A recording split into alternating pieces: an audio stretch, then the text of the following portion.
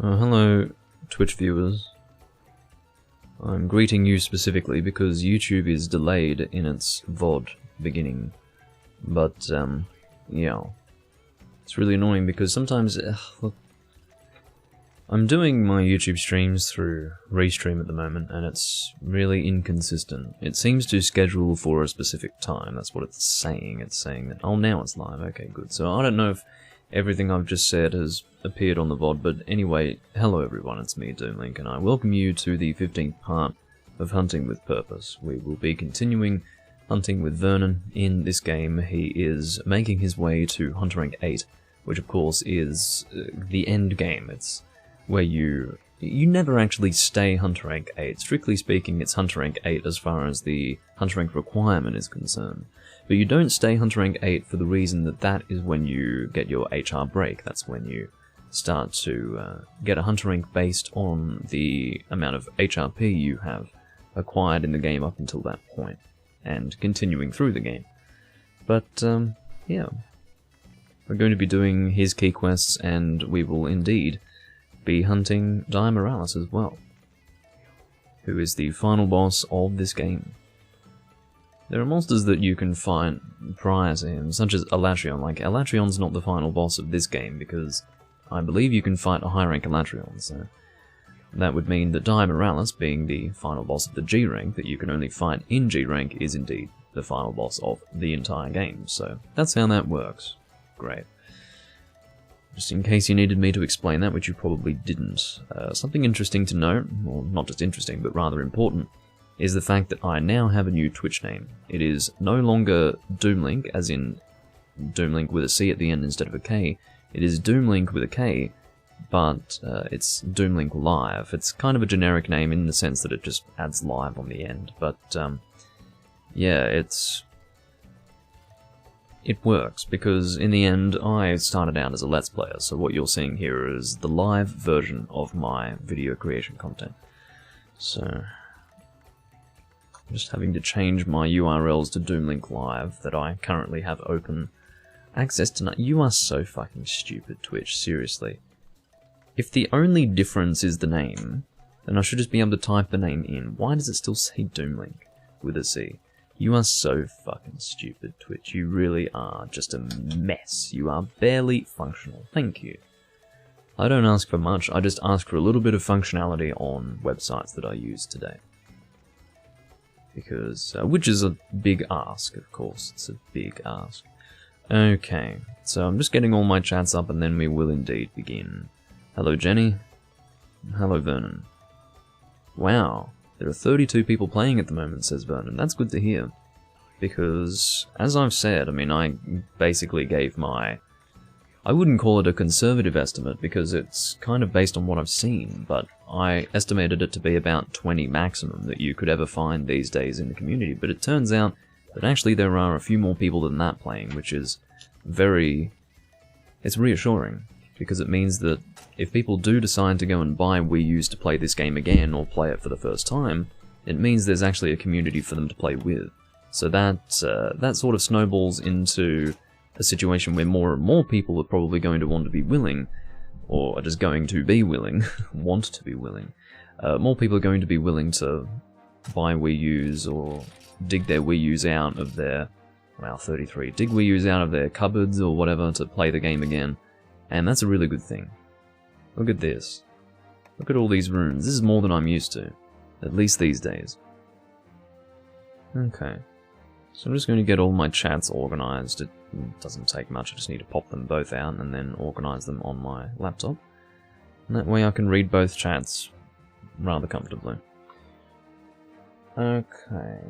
So everything should be good, yes. Do you have your room up, Vernon? You do not. Let me know when you've got it up. You've created it, okay. So, you're in the unfortunate position of having the only room on the second page, and I have to tell you, 2 pages of rooms is something I haven't personally seen in like 2 years on this game. I haven't seen it. So, this is really cool. This is really cool. So, yeah, has been years indeed. But your room will move up in the list, most assuredly, so we don't have to worry too much about this being a low traffic room. It won't be that way forever. And we might be able to two-man a quest to start with. But what I will do is I'll try to get my keyboard if I can bring it closer. Oh my god, here we go. I'm going to have to do the awkward thing of crouching down on the ground. Not crouching down on the ground, leaning forward in my chair to try and pick it up. Which I don't like doing, because it looks stupid.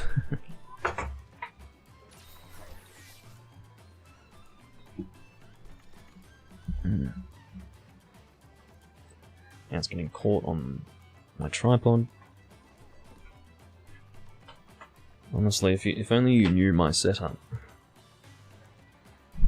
It's so freaking chaotic. Okay, so that should be good. Natural lighting is almost non-existent. Sort of there, but not really. Because it is pouring with rain outside at the moment. But it's actually, I mean, a little bit of sunlight's actually coming through, despite the rainy days, so it's really not too bad. Okay. What is our first quest? Let's have a bit of a look. The Fisherman's Friend, it is laggy. This is probably something that we can two-man, if it seems to be necessary to do so. But it may not be. We'll see if anyone joins the room in the next 3 minutes. I think I'll give them 3 minutes to join. And then at that point we will two-man. Of course, in this community it is common for people to just join rooms and then wait for the quest to be finished, instead of just immediately leaving. It's more common these days that people will do the latter for the reason that there are people playing that are not part of the original community. So that's kind of unfortunate, but people who are from the original community will generally just wait. You know, shock horror. Imagine doing that in this day and age. Okay. So,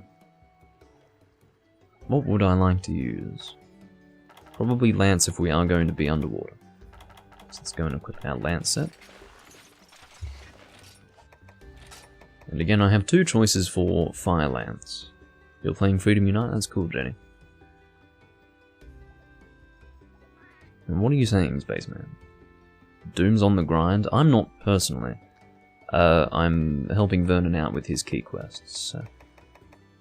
Why do I have usurpers coming? I must have made this when I was in high rank, and I just never touched it. I mean, why would I? Because of course I have Abyssal Laggy. Abyssal Laggy is what you want to be aiming for with thunder weapons in this game. Zenogre is still decent, but it's not as good, in my opinion, so... I will be going Soul Prominence just because it's not as good to use the Maelstrom when you don't have Sharpness +1. Sharpness +1 is great with Miralis weapons, but if you don't have Sharpness +1, Miralis weapons become a little bit awkward because, again, they don't have much purple or white. So, yeah, lots of white, lots of blue with this particular weapon. I mean, I'm happy to sharpen up to white constantly because, again, it is a lot of white, so it lasts a little while. My general rule is in G-rank games I sharpen up from blue, and in high rank games I sharpen up from green. So, yeah, in other words, I'm happy to go full blue sharpness in high rank games, so portable third, try, etc.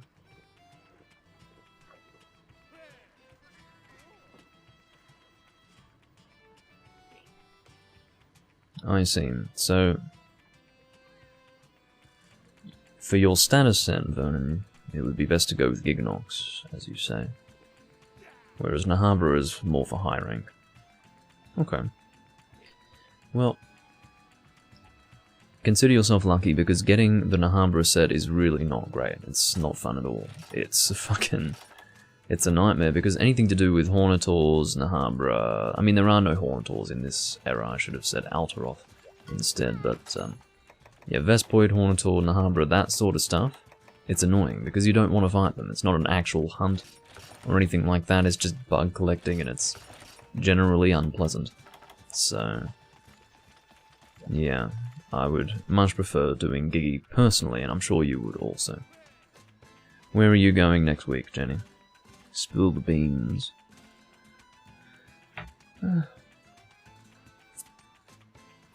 I do apologize for the fact that every single time I start a recording, I'm just sitting here getting angry at YouTube barely working or Twitch barely working, but it's what it's like, you know. I mean, not everyone is transparent with their viewers as far as how non-functioning our tools are, but they really are non-functioning. Like, everything barely works. And the fact that people are like, I love Twitch or I love YouTube, I mean, how can you love either of them? They both fucking suck. Like, they both fucking suck. And if you want to know how it's possible, it's because, just generally speaking, when it comes to websites, when it comes to services, through the over-engineering of these websites and services, over time they just become less functional. There's more stuff to break, and they can't fix shit, so it's just how it is. So I apologize. You're going to the Hunter's Bar? It's good to hear.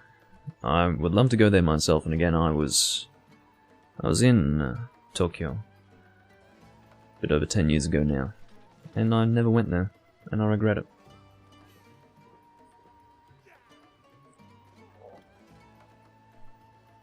Cool drinks and hot drinks.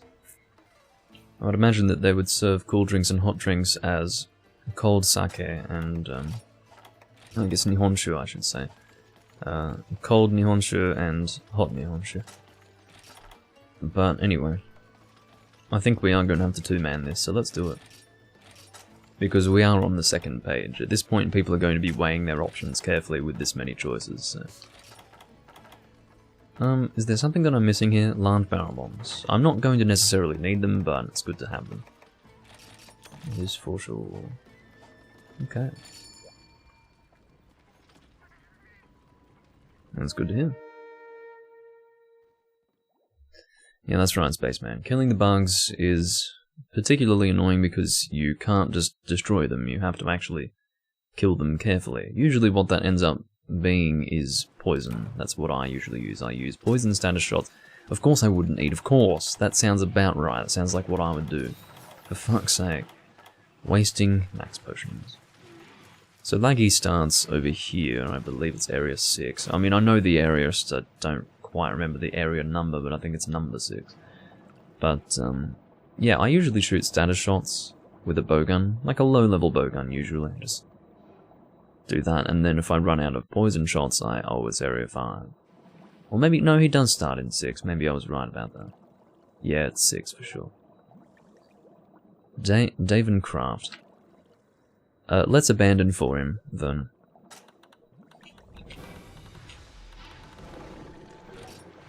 This is something you can actually do in this game. We only just started, there's no real reason to just go in two-man if we've got a person. I'm hoping he's not, you know, Hunter Rank 1 or something, but this is something you can actually do with this community, because in Generations Ultimate, you can't abandon for people because they will leave before you can abandon for them. But in this game, you can actually do that, and it's good.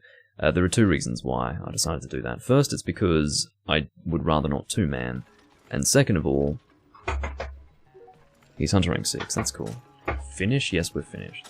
I literally said, no, don't, I can wait.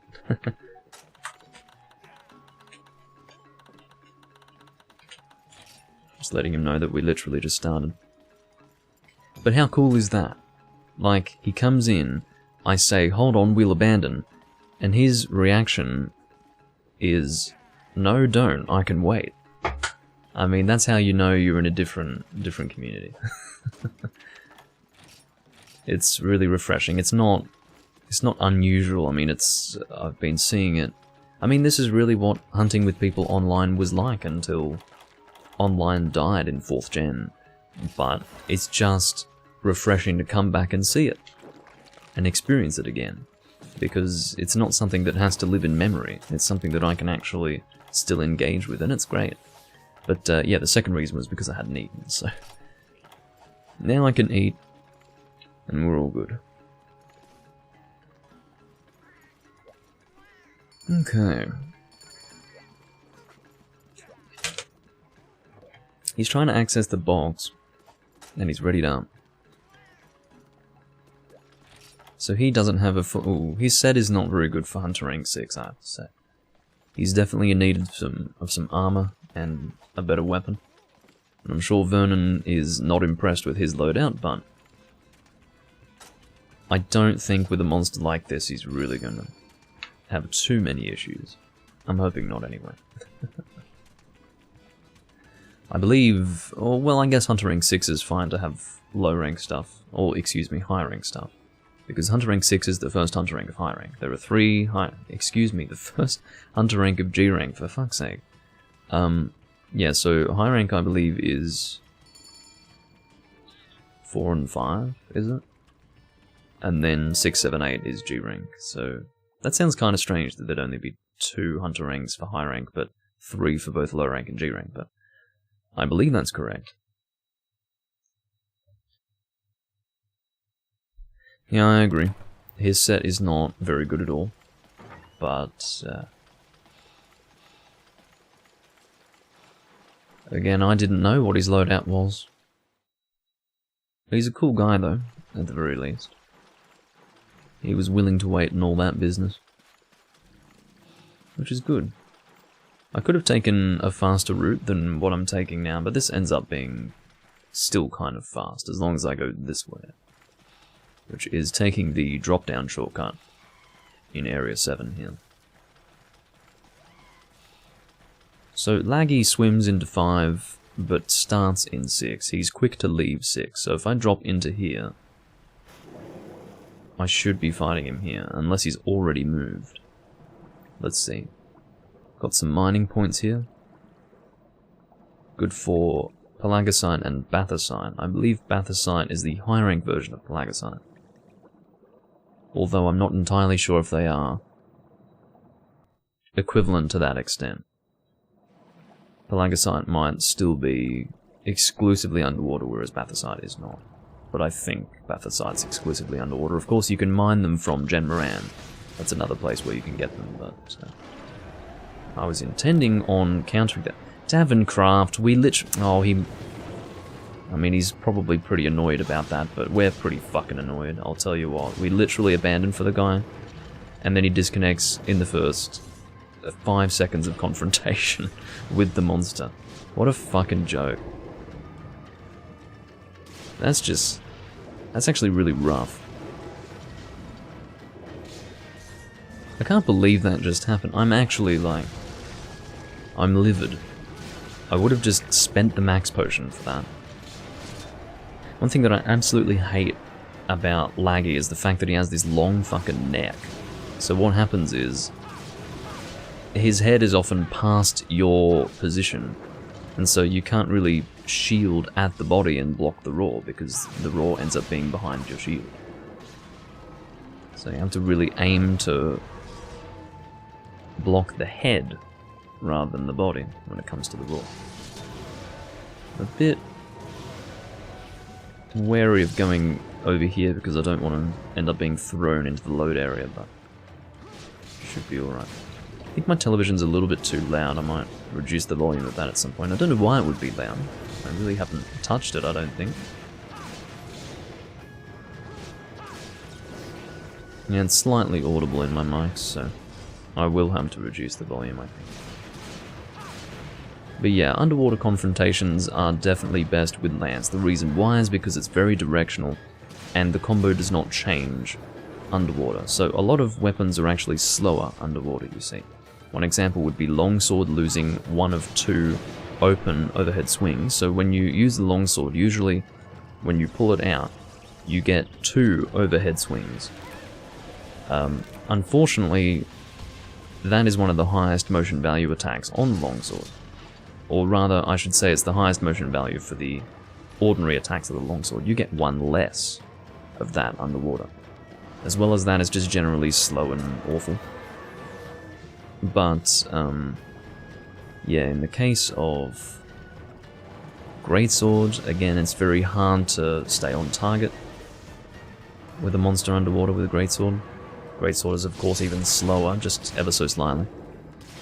So overall, Lance is the way to go for me. Kaluis, I'll say hello to you. Hopefully he sticks around. But I'm happy to see traffic into this room. It's a good thing. Bonjour. Oh my god, it's a French player. I thought they were extinct in 3 Ultimate. Apparently not. Maybe some of them are still around. But as I said in one of my previous recordings, I was under the impression that the French players had moved on. Apparently they do still live. Wonder what's happened. I'm happy to see people on the game. It's really good. It's really good. It's getting late for the Europeans though. This is not good. I'm about to get comboed. I wasn't able to pull out my shield because I have to tell you, everything is slower and messier underwater, so... Hello, Potato. Welcome. Aiming for the back here for good elemental damage. Of course, chest is good for physical damage. Back is good for element. The head is not actually a weak point.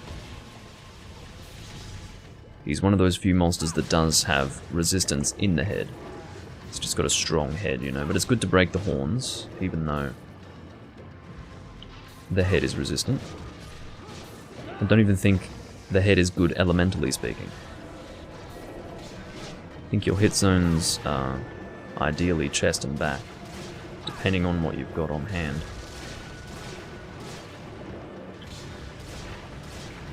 It's good to break the back as well. Get shell shockers. He's leaving already, is he? Well, that's fine. Of course, Laggy moves rather strangely underwater when he's just swimming normally. I think people who aren't familiar with his movements and how he is underwater might think that that was a limp. You know when he limps. He makes a noise and he can swim. He can barely swim. How do you not know this, Vernon? Why do I keep... You know why I keep calling... Oh, this is so fucking annoying. I keep calling you... Why do you... Potato, sometimes you drive me insane, Potato. I don't know what it is, but sometimes you drive me up the fucking wall. Why do you talk on Twitch and then talk on YouTube? And then on YouTube you've got a name that I don't even identify as being you, because it's not your name. And then, you know, it confuses the fuck out of me. This is not emulated, and I think I've told you this before. It is on the actual Wii U. Hence the fact that we do have an online community here.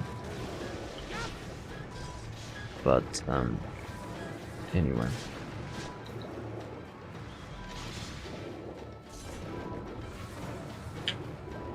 Unfortunately, I'm not doing too well for oxygen, but this is one of those locations where getting oxygen is very easy. You just go up to the surface and then that's taken care of.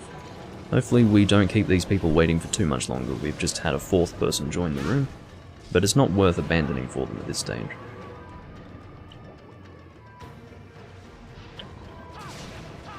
Fucking Epi off in the way. Gonna have to actually go and get some oxygen now. Let's go and do that. Just have to go up to the surface and you'll immediately get all of your oxygen back. Because we are hunters, we are very good at holding our breaths. We just have to take one big gulp of air and then we're good for another 3 minutes or whatever. Probably more than 3 minutes. I suppose 5 or 6 minutes is how long you can hold your breath for in this game. Which is good.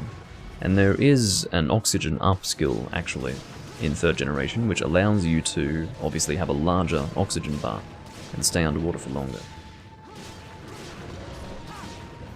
I shouldn't really say 3rd gen because it's only in Tri and 3 Ultimate, but if it's 2 out of 3 3rd gen games, then it's basically a 3rd gen thing.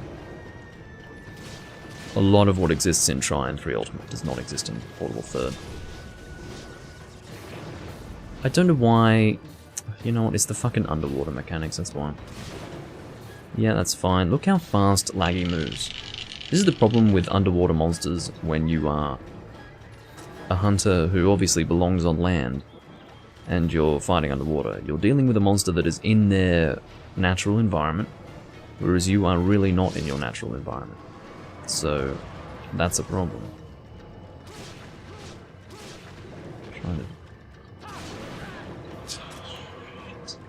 This is a really frustrating fight right now. At least I'm not thunder blighted, honestly. Gonna backdash away from that. Put my weapon away and really try to heal up.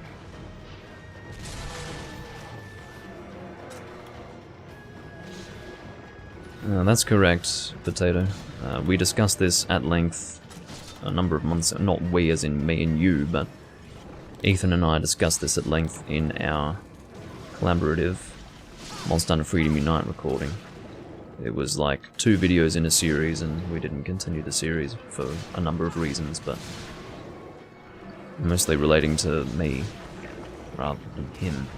But yeah, we talked a lot about the lore and the origin of hunters and what's canon and what's not and all that sort of thing. So yeah, hunters are not normal humans. That's why they are capable of doing things that are really quite beyond human. That was good. Alright, it is always important to make it clear to the people who are waiting for you in the lobby that the hunt is over. Again, 2 people just joined our room. One joined about 4 or 5 minutes ago. The other joined, well, maybe 3 minutes ago, and then the second one joined a minute ago. And they've just been sitting there waiting for us to finish. They can see all communications that are going on inside the quest, and they're just patiently waiting to join in on the hunts, which is just the way it is, you know. Different community.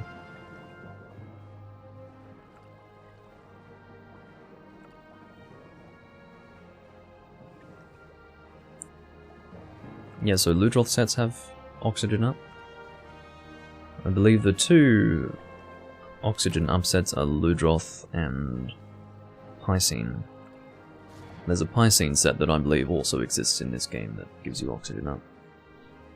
It might even be 10 points just in the helmet. I'm not too sure. I do this because it's sort of the helmet is almost like a breathing thing on your mouth. So yeah, that was a good hunt. Didn't take too long at all. I was just worried that your DPS would have been hampered, Vernon, because that was underwater. I really don't do underwater bow, or at least I try not to. It is not a weapon type that I would voluntarily use underwater. So yeah, alright, what is the team looking like? We've got someone who has recently broken their hunter rank, and someone who is...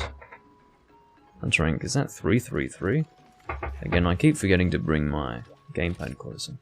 323. Okay. That's cool. What is our next quest?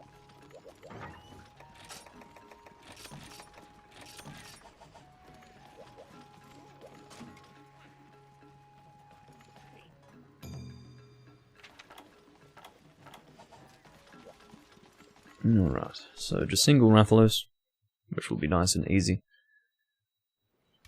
Rom seems to be using a generic set that is usable in different scenarios, unless he happens to have Dragon or Thunder. But I didn't check what his weapon was, I was too busy focusing on his hunter rank. Well, I don't have a Thunder Gun Lance, but I do have a Dragon Gun Lance, so we will go Gun Lance. Let's do that. World's Demise, there we go. I think I also have the Gen Moran Gun Lance, but I will use World's Demise, which is called the Silver Rook affectionately in the sense that, you know, oftentimes people do have a specific name for a weapon that maybe isn't the max upgrade name that they associate with the weapon, and I still look at this weapon as being the Silver Rook. So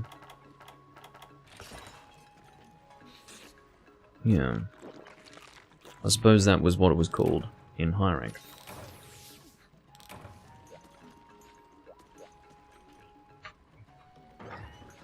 Now, in this generation of Monster Hunter, they do not automatically put your... Well, they shouldn't put your vouchers in the box automatically, but maybe that did happen, I don't know. I'm pretty sure they don't. But it ended up in my box somehow, so whatever. Let's get going. Rom is using... Wow, Giganox Dual Blades. Haven't seen those in a very long time. So he's going... He's going... What the fuck? He's going poison. Oh my god. I must have fused another word in there. Anyway.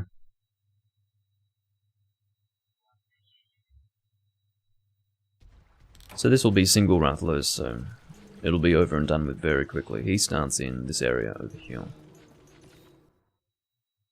You're up for Gen Moran after this? Or rather, after we've done all the key quests, including Die Miralis. Yeah, sure. Regular Gen Moran or Hallowed Gen? Because there is a subspecies of Gen Moran in this game that is unique to this game. I forgot to reduce the volume of my television. This is really annoying. I have to do that now. I'm actually going to go into my... Into the next area. There we go. My commentary is a fucking mess right now. I will be back in, like, 10 seconds.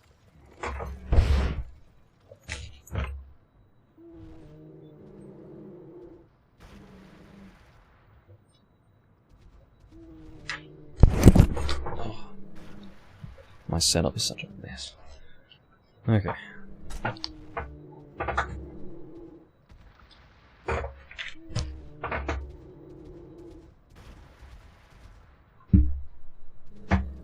This is not the only map where you can do that, Potato.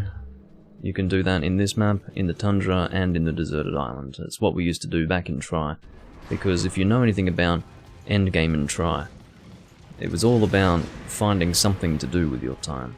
And, well, that's right, Potato, you were part of the Try endgame, as was I. This was one of the least common maps that we did those glitches in. The most common were Tundra, and, or rather, Tundra was the least common because I think that was the hardest to do.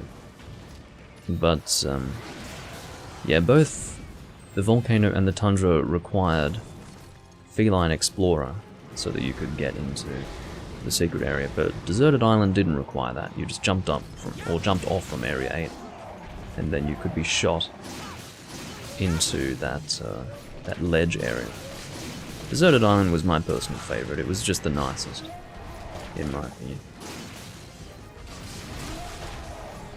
Oh yeah, that's right, I need to go for Wyvern Fire if I can. No, I'm going to get hit out of it.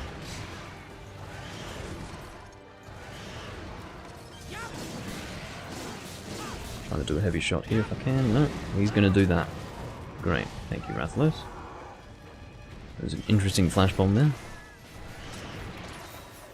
What? Cut the tail, it's satisfying. What? Am I being told what it's like to cut a tail?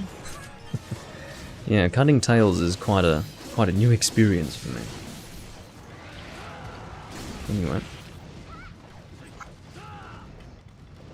Is he heading off already? He's probably heading... He's either going south from here or somewhere else.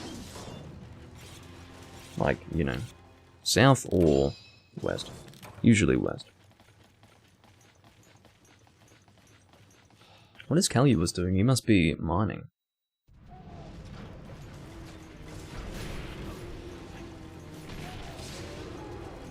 Wow. You're really terrible, Potato. I'm sorry to hear that that's your kind of sense of humor. It's really cool that this guy's using the Giganox dual blades. I really haven't seen people use that. You see a lot of people just using Brachydios dual blades, to be honest. No, I didn't know. Plutoniums, thank you so much for letting me know. The thought that you could cut a Rathalos tail is definitely new. You learn something new every day.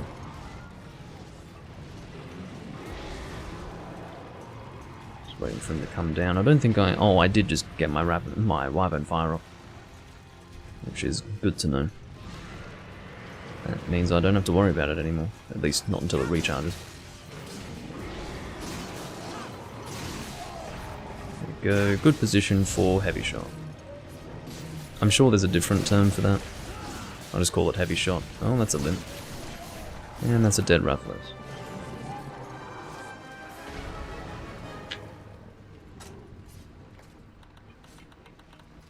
Nice work. Good communication from the team. Ooh. My ZL button's kinda sticky. That's recent. Well, I almost never use it, but... Ah, so when I shake my Classic Controller Pro, There's something that rattles around. It must be... I was wondering what that was linked to. It must be linked to my ZL button. Because this... You can hear a difference in sound. This is ZR. This is ZL. Different tonality. Why would we be playing high rank quests? Plutoniums? Okay. This is G rank. I was joking. I know that you can cut tails. This is definitely not high rank. We are just a G rank team, so we destroyed this single monster.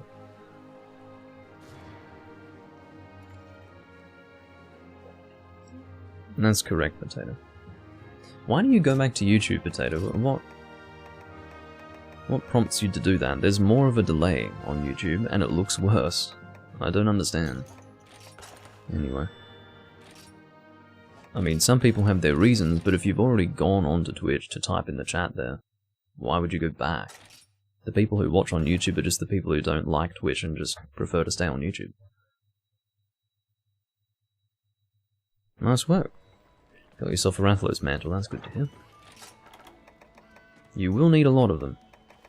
I'm going to make sure I sell what needs to be sold here. Okay, fell wings need to be sold, conflagrant sacks need to be sold, and that's all. Very good.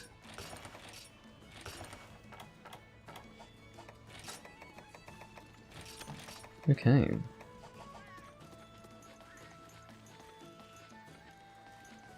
Now our next quest I think is going to be Green Naga Cougar, if I remember the list that he had. Oh well, Green Naga Cougar is part of it I think, but next one will be Urugan. Thrill of the Hunt. Suppose I'll go hammer for this.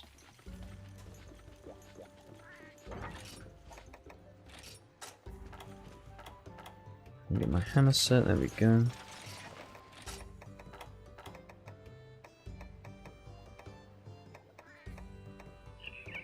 What should I use? I suppose water will do.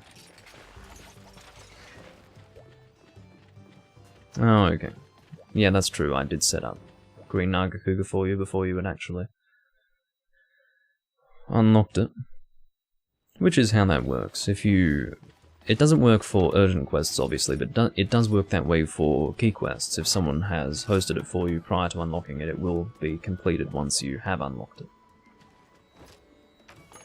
In some cases, you can even access an urgent quest, having completed a key quest that even upon unlocking the urgent, you still haven't unlocked the key quest in question.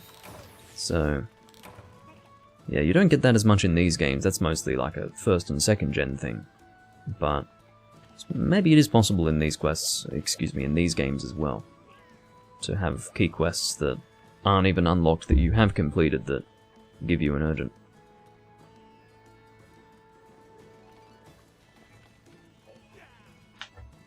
Well, you could always read the... Well, maybe you are watching on Twitch, but you're using the YouTube chat. I don't know what you're doing, really. I don't know anymore. Anyway. What's Rom using now? He's using, no doubt, Awaken Greatsword. Which is cool. Very good slime greatsword, just purely for the fact that it, I believe, has more slime than even the Brachydios greatsword. I don't know how it compares actually to the Brachy greatsword, but that would be worth actually using with my Awakened greatsword set.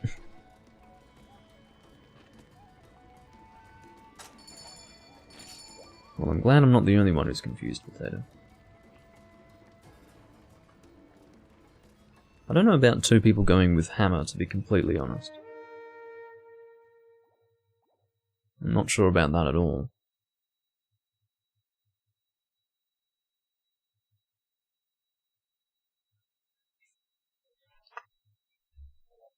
I guess I didn't really pay attention to see what other people were using. Had I done so, I probably wouldn't have gone hammer.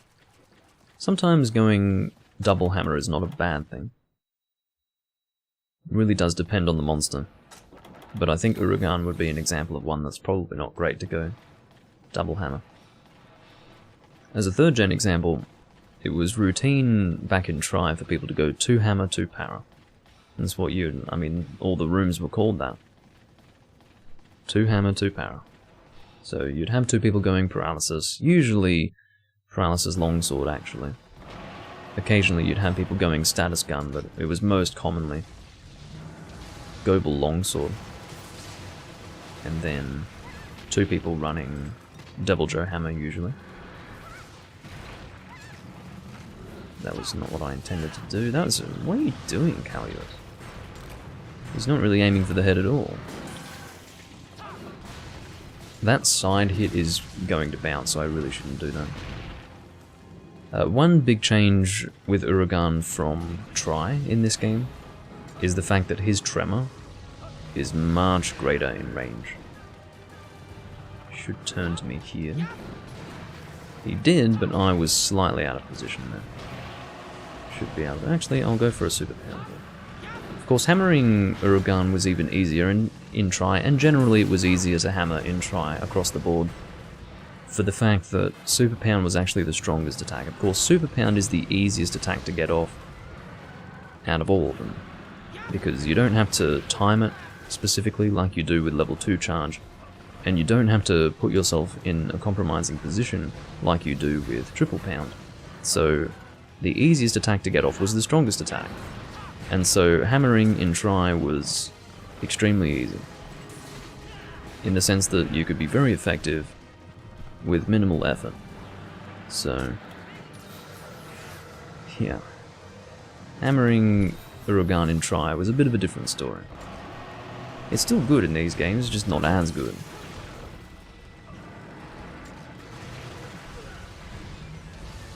I'm sorry to hear you got comboed, Vernon. I was thinking you'd bring himself a little closer than that. Oh, that wasn't good.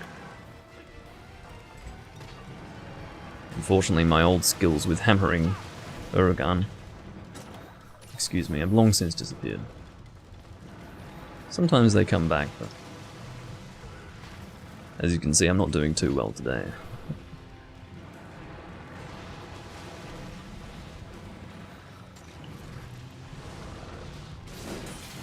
Still haven't gotten... I mean, we've got two people running hammer and we don't even have a KO yet, so that's probably an indication of our combined success. Which is, there is no success to speak of, in other words. Let's see if I can get out of the range of this. No, look at that. Look how insane that is. That's unreasonable. What were they thinking? It's like they made a mistake. It's actually like they made a fucking mistake. I'll try and do a golf swing here.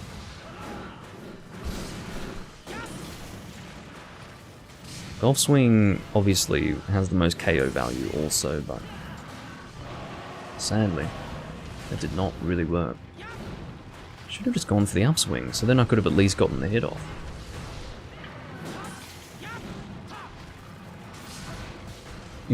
Yeah, exactly.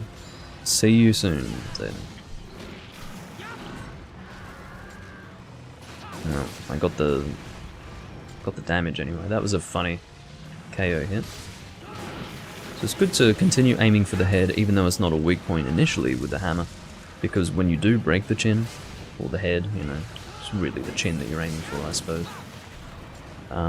When you do break the chin, it becomes a weak point, so you do want to keep aiming for it.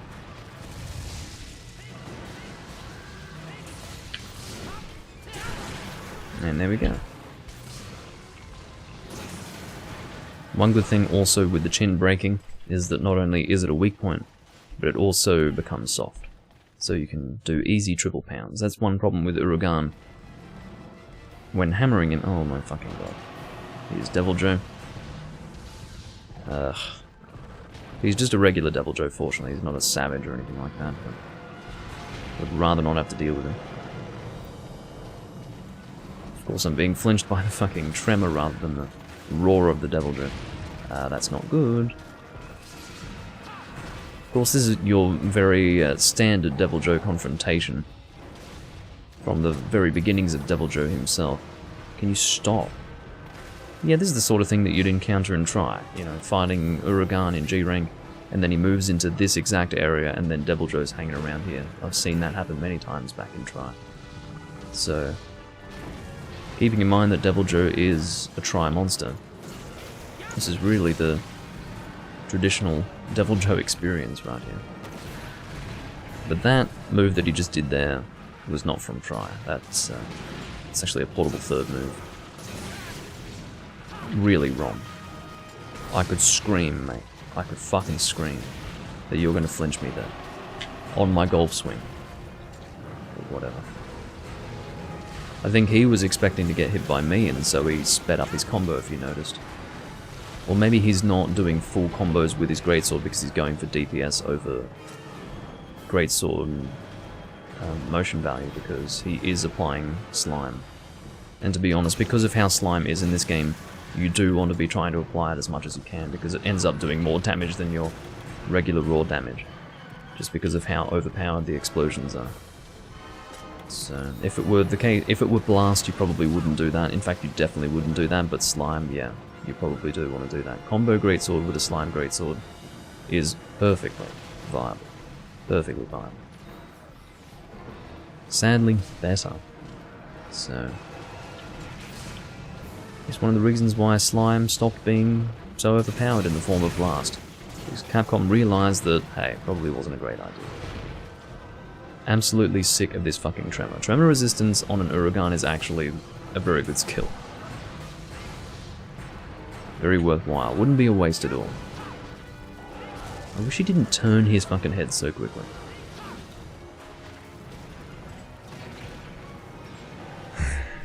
Anyway. We're still doing good damage as a team, so that's one good thing.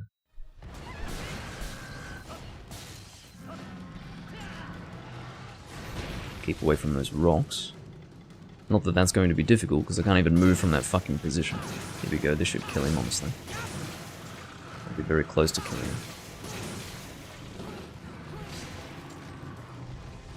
Get caught by that tail, it's very close. Have to be very careful of those rocks, because if you do hit them with your hammer, obviously they will explode and send you flying.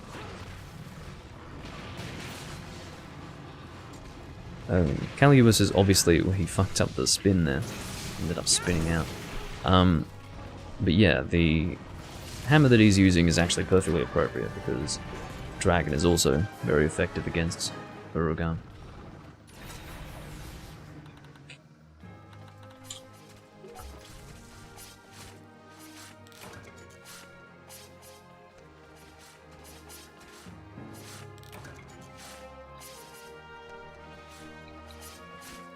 Alright, so I guess we have... Was that our second quest or third? That was our third. So I guess we have 3 more to go, is that right, Vernon?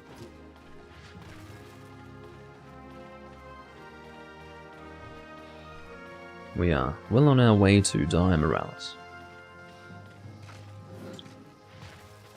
And then after die Miralis, Vernon will get his hunter rank break.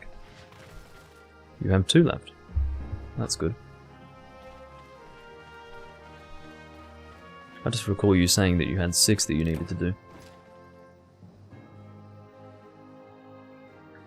You can't actually move after quest complete in this game. I don't know why. They decided to do that for Try. That was the first game where they didn't let you move during quest complete. There must have been a reason why they did that. But they carried it over into this game. Try and 3 Ultimate are the 2 games in the series where you can't move after quest complete. But anyway. Don't think we want Worn Spear, I think I've got a few of those. You were counting green, aren't you, Cougar? Okay.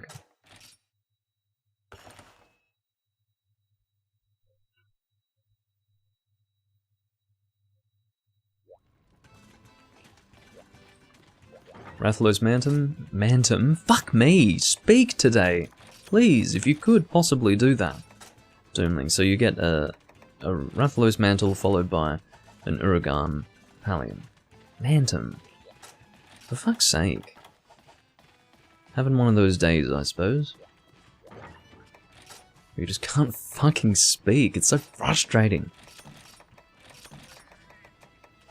Ugh.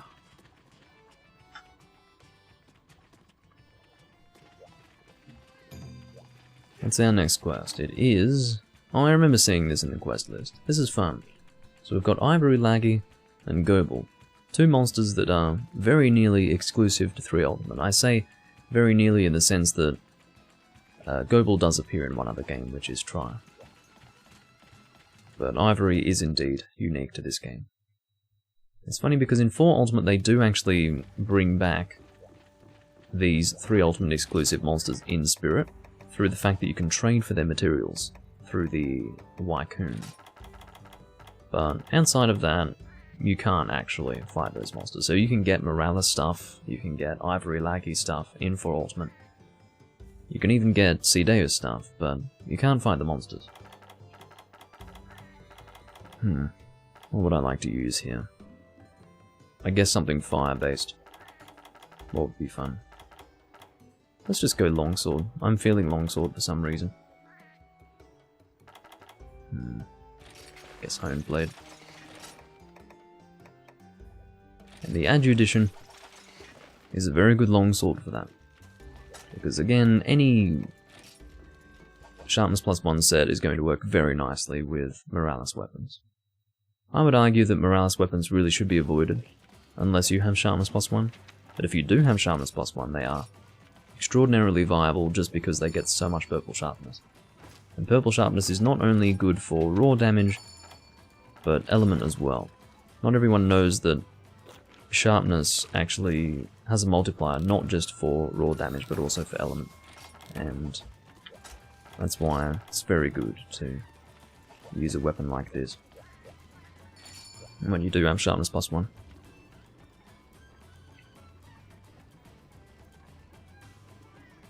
I wish my set looked a little better though. I don't like this helmet with this chest piece. It looks really silly, especially from behind. From the front it's not quite as bad, but from behind, I think because you can see the back of my neck, it just looks really, really stupid.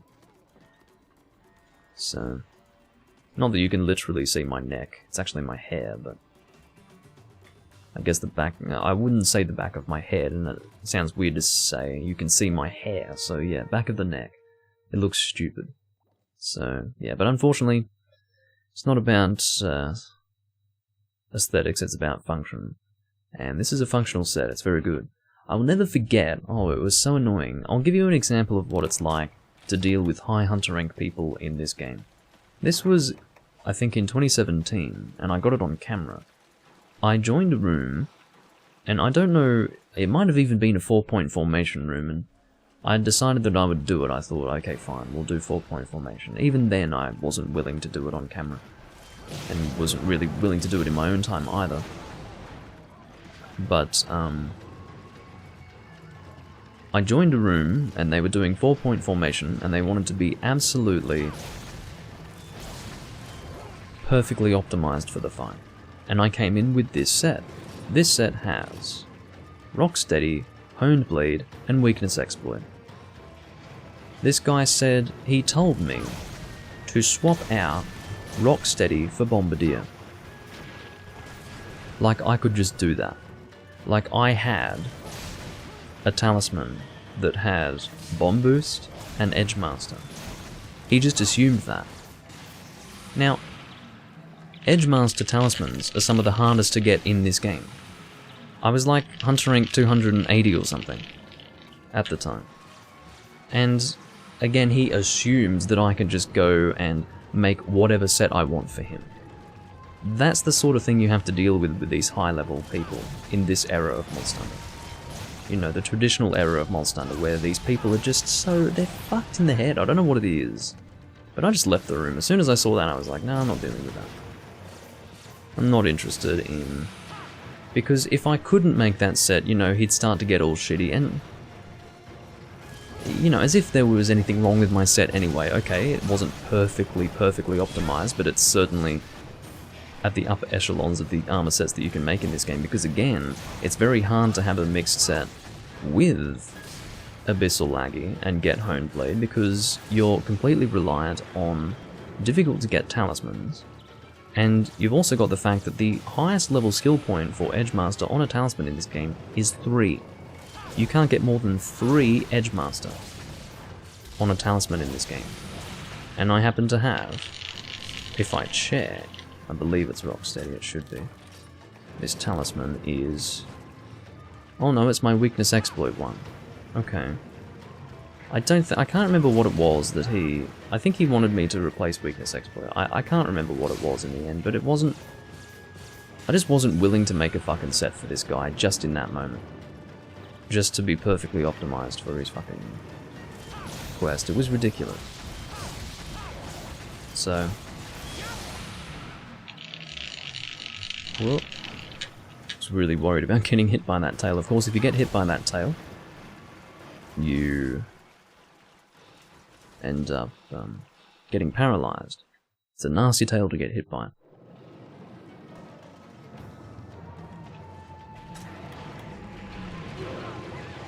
Fucking hell, let me heal. One thing to note about Goebel is that he's a very different monster underwater. He's very, very easy on land, but underwater, he becomes a completely different vibe. It's actually somewhat difficult, because he's very fast, he is in his element, and he hurts as well. So, I mean, he hurts on land, I guess, but when you are getting hit more often, you start to notice that it hurts when you get hit. So. Let's see if I can, yeah, get to the yellow. That's good. Rom is soloing the ivory laggy at this stage. That's not good. Oh, managed to get out of the way of that. Unfortunately, that mouth has quite a bit of width to it.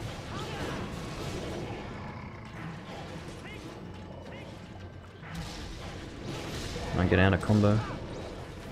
Just trying to get the red. Here we go. Yeah, managed to get it. This is very difficult to get out of the way of, but I managed to do it. Now.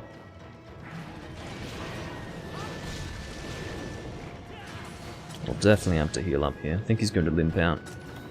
Now, he limps to a specific area that can't be accessed from here, but hopefully we can kill him before he gets there. I think we can. I hope we can. Come on, he's going to dig under the ground. Okay. So when he does this, you actually have to go this way, because he has dug into... I don't really know how to describe it. It's an area where the water is very luminescent. And it's a very nice looking area.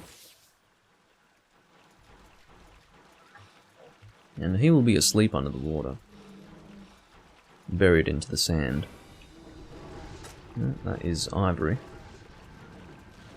Of course, fire is the best choice, elementally speaking, because both monsters do take damage from it. Goebel ends up taking more thunder damage than fire damage, but Ivory Laggy takes no damage from thunder, and both take damage from fire, so obviously fire is the way to go. Is this the one? No. I think you can usually see a lump in the ground. I remember him usually sleeping over here. Oh, where the hell is he? Oh, he's here, I think. Well, these might not be sleeping bubbles. Oh, there he is. I couldn't even see him. Usually you just look for the lump and the bubbles, because he does actually produce bubbles as he sleeps. Couldn't see him at all. But yes, he does have these whiskers that actually looks exactly like that thing over there that I was just trying to attack. And when he's under the water, so it's actually what I just carved, the king whisker. You can actually carve them while he's asleep.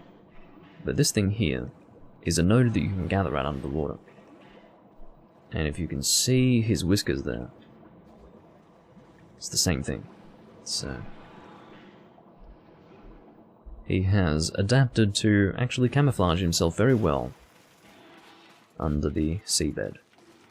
Not that it's actually the sea, but you know what I mean when I say that. Rom has taken it upon himself to just basically entirely solo the Ivory Laggy. But hopefully he will be dead soon. Actually, now that I say that, he's gone out of the area to heal, but for a second I thought he might have been sitting there waiting for us to come and join, but I think he was just healing in the other area. Which is a smart thing to do when you're soloing a monster, because then you don't end up wasting healing materials. Because sometimes in the process of healing you can just get hit anyway, so If you are actually soloing a monster, it is, depending on the situation, much smarter to leave the area and heal, because then you don't end up wasting precious healing wares. It's not good. Oh, I actually thought he got flinched out of that for a second, but no. That did not fucking happen. Get away from his tail.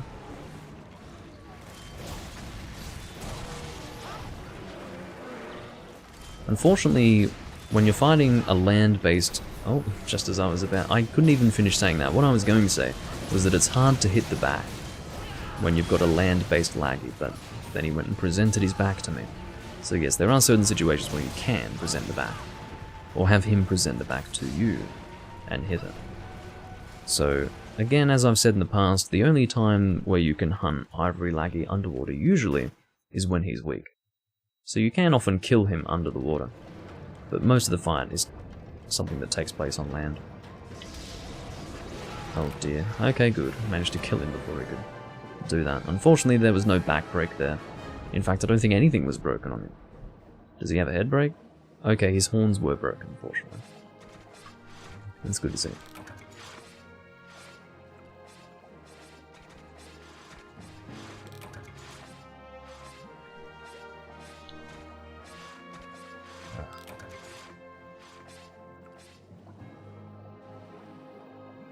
That's a fun quest either way. I love just being able to hunt Goble because I haven't personally hunted him a lot recently. It's not just for you guys, as far as being able to see Goble. It's also so that I can experience Goble again, because it is such a try monster for me, because I would have... Definitely the most Goble I've ever hunted was in try, without a doubt, because I haven't really hunted many in this game at all. Don't know if I have access to... I do have access to my monster list, but I think the quest is about to end. Where is... shit, couldn't find Goble there, but I would guess I've probably only killed about 30 Goble in this game, whereas in Try, because there were almost no monsters to hunt, I probably killed like 200 Goble at least. So, yeah, definitely a Try monster in my mind. I'll sell those and... oh, if I've got 99 Goble Peel, I must have killed more than 20 Goble, shit. Maybe more like 60. I must have needed Goble for something in the past, maybe paralysis weaponry, but no, I couldn't possibly have a stack of this, come on. Oh, never mind, it's talons, not horns, thought it was horns. But, yeah, that was a good quest. I would have liked to have fought Ivory a little more, but that's okay. It would be unfair to say that Rom entirely soloed that Ivory, because the hammer guy was helping him out for a period of time. I can't remember... No, I do want to sell Goble PL, that's useful. Goble PL, subtle PL. Okay, so we'll sell these. And look, just to make it easier, I'll put these in the box, then sell them. Just saves me from going to a vendor to do it. Okay. Volcanic activity. Okay. Another double quest. And this is the last one, you think? Well. This is going to be a... well, I suppose Dragon would work for both. I don't know what Steel Urugan's weakness level is to Dragon, to be completely honest. I know regular Urugan is weak to it, but I'm not sure about Steel, so I will check that. Let's make doubly sure. To be completely honest, I don't think he's actually weak to it. Oh, he is a little weak to it.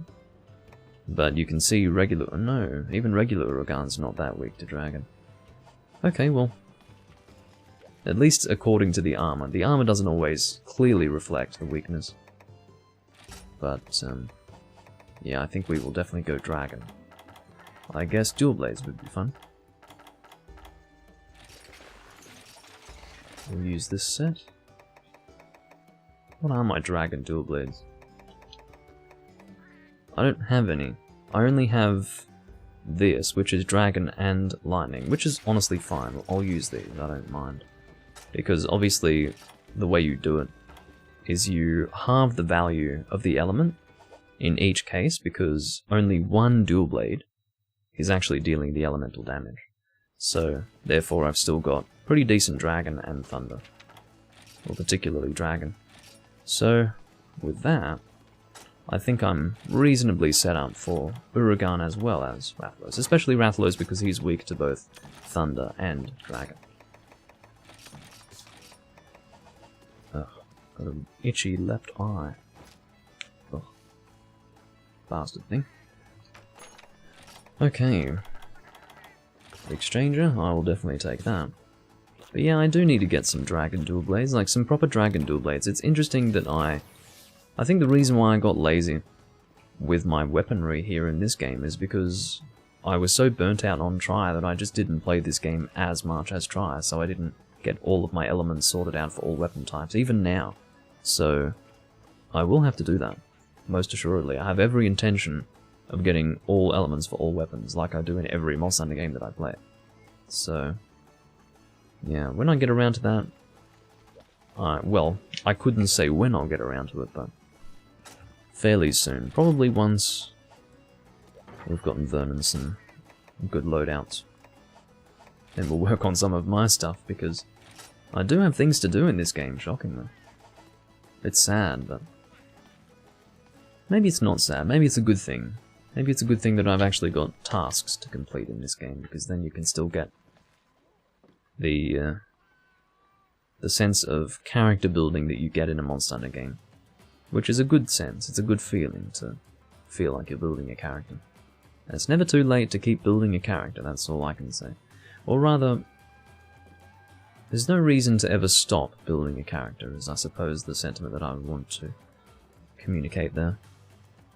I'm technically always building my character in one way or another. I'm contributing to weapon type usages in my guild card, I'm contributing to the number of quests completed in my guild card, I'm slowly increasing my hunter rank. You know, you're always contributing to your character, but it's on another level when you're creating weapons. So. Rom is using the Destruction Demolisher, I believe it's called. It's the Brachydios Sword and Shield, which was my first Brachydios weapon, I believe, because I was quite heavy on Sword and Shield when I was going through the game. In high rank and early G.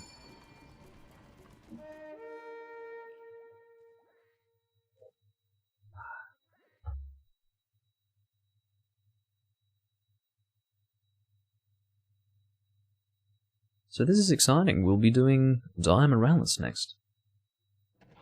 And I hope there are a few people sticking around to witness it. Particularly those who are not really 3rd gen players. Because if you haven't played 3rd gen, you obviously haven't played 3 Ultimate. I will paintball Uragan here.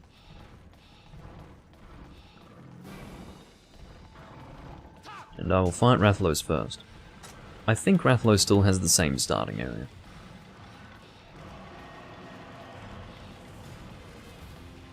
Yeah, it's looking like he does.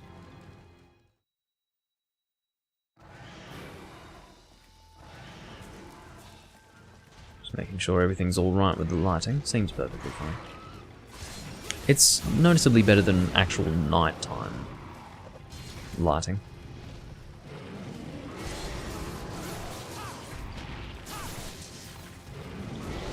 I do enjoy using dual blades that have different elements or statuses on each blade, but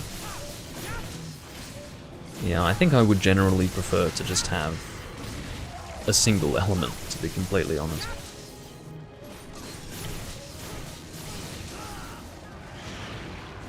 I can't believe a guy joined the... It was really odd. A guy joined the Twitch chat and he was like, you should try cutting the tail, it's really satisfying. Now the implication there is that I'm some brand new hunter. Why did he think that? What made him think that? And then I was jokingly saying, oh yeah, I'd never heard that you could cut a Rathalos tail, that's new. And then when he realised that I was joking, he just left. I mean, it's just odd. And he assumed that we were doing high rank, and it was just... because he must have assumed that I was a beginner. It was so strange, but he left because he realised that actually I was not a beginner. And, I don't know. It was very strange. Because I'm just wondering what he was basing that off. It's quite funny though. Why am I sheathing my stuff when I have raw resistance? For fuck's sake, damn it. Oh, I haven't charged up my weapons. Let's do that. That's important. Of course, Rathlos is having a very bad day, as you can tell. But you can always find a way to go and shit on the team, like a sudden back-flying fireball. Oh, there we go. Do an X attack here. Let's one zone him, come on. Excellent work. Well, I'm not going to give a nice for that. It's not that nice. I mean, we're beating on a single monster with reduced health in a double quest as a full G-rank team, so it's not really a nice work kind of moment, but I'm just glad that we didn't have to go chasing him.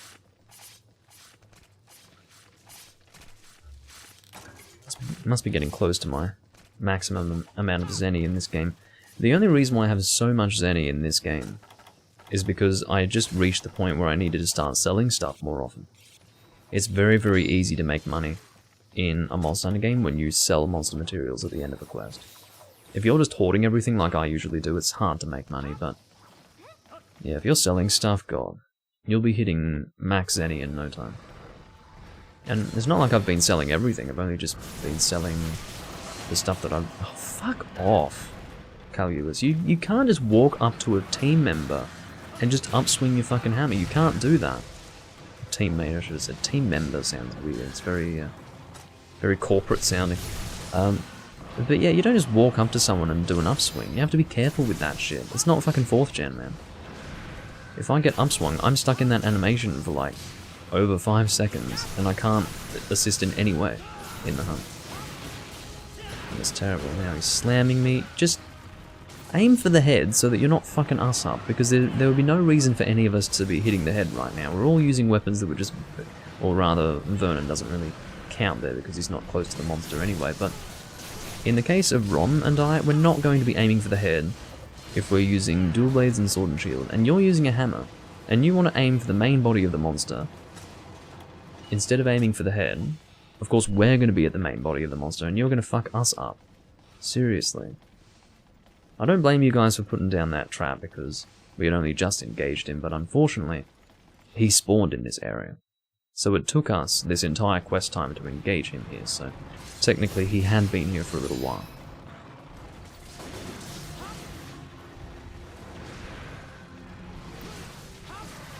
Oh damn. It'd be nice if I could get on target. Demon dance that. No, I was trying to demon dance the front arms there, but that did not work. Should have just said the arms. I was going to say the front legs, and then I realised no. Arms. We've had this conversation with Ethan in the past, and it was a very silly conversation. He's got legs and arms. He doesn't have front arms and front legs or anything like that.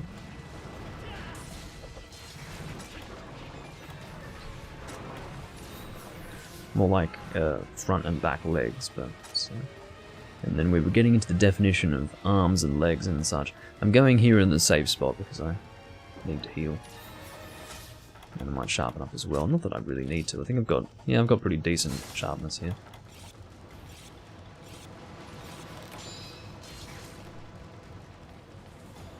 Of course, you don't have to go in the safe spot. It's not as good for DPS because then you have to go and run up to the monster again.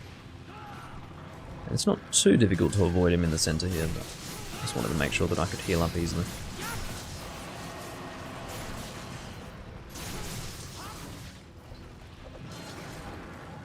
Putting the weapons away is just a good way to get your stamina back and then also be in a position where you can evade if necessary. So if you do the animation where you cancel demonized mode, you're put in a position where you've just used an animation which has kept you in place, but now you are a little vulnerable because you might not be able to get out of the way of an attack that is coming your way in the time that it took for you to do that animation. So generally I just put my weapons away, it's a little safer.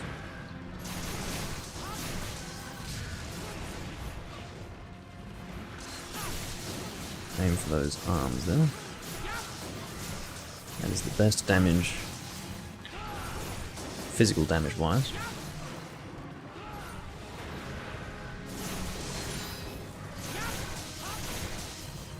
Sort of aiming for the back legs to try and get a knockdown, but... well, that's unfortunate for Caluus. Actually, he's been making good time.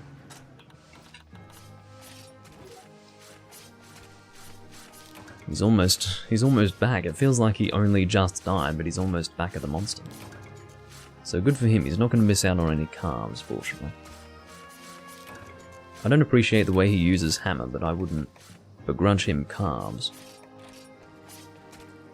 As a result. Got rid of those conflagrant sacks there because I was only going to sell them. Or that single conflagrant sack, I believe.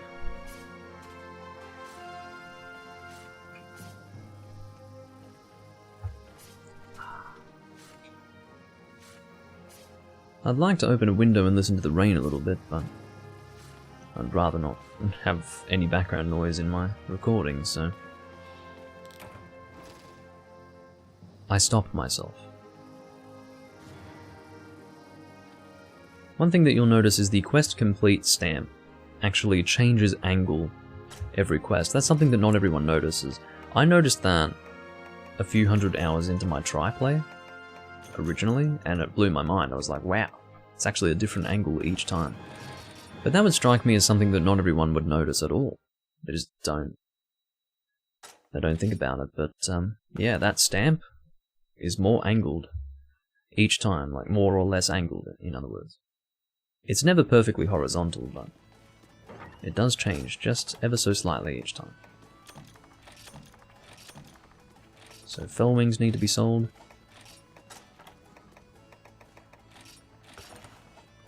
Or rather just the single fell wing.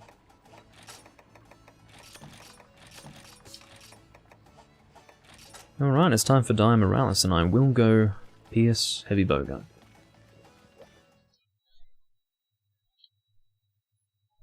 It's probably been a little while for you, has it, Vernon?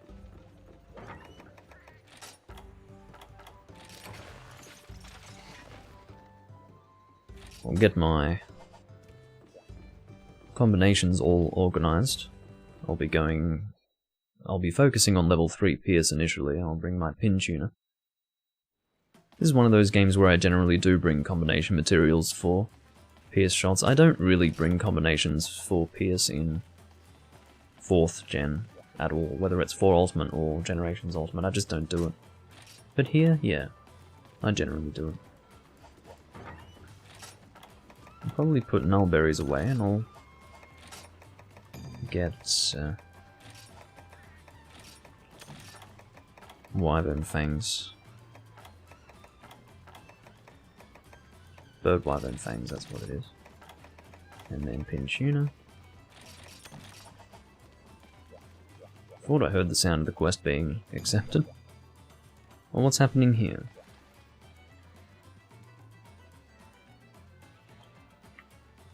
I do hope you've got the urgent quest, Vernon. It wouldn't be a big deal if you didn't, because I wouldn't have to go and set up my inventory again. You're cycling food, that's good. But yeah, even if he didn't have it, I'd be able to just use a Blade Master set. You're not fucking posting the quest, Caluus. Just because he's cycling food doesn't give you an opportunity to go and post your own thing. Your hunter rank broken, he's not, so he's got the priority here. Or so I've decided.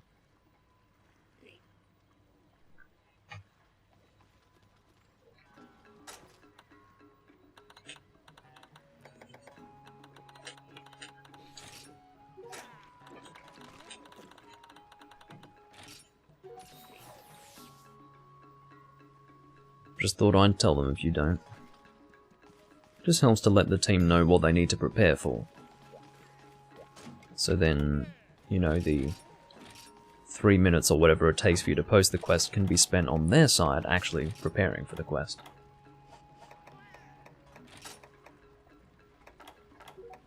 I think that's about all.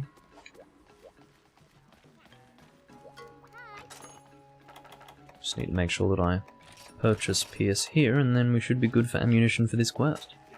Then I think I need to eat, yes. As you've noticed, I usually just eat for attack up in this game. I try different food if I really don't like the feline skills that I get. Alright. How's my heavy bowgun uses looking? 260? Oh. I suppose I shouldn't be too surprised that I have more uses with light bowgun, because I think in this game I generally did elemental light bowgun more often than I would do pierce. I don't have a light pierce set in this game. I actually mostly went light pierce in try. I believe it was a Diablos mixed set, and all Diablos sets were mixed sets in that game, because I believe Diablos only had arms, chest, and head, something like that. I think 2 armor pieces didn't exist for Diablos. I can't remember what my gun was for pierce. I remember it was Devil's Grin barrel. Maybe even, it might have been Devil Joe frame and barrel, but yeah. Maybe Giganox stock or Elatrion stock, I can't remember. Not Giganox stock, I was thinking of Elatrion, but yeah, I can't remember what the gun was that I used, but it ended up being light, or medium anyway. And yeah, it was good. So that was my pierce set in try.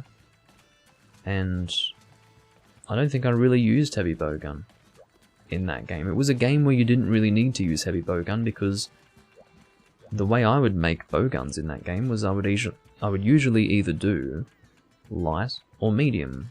Heavy bowgun was just, well, wasn't nice.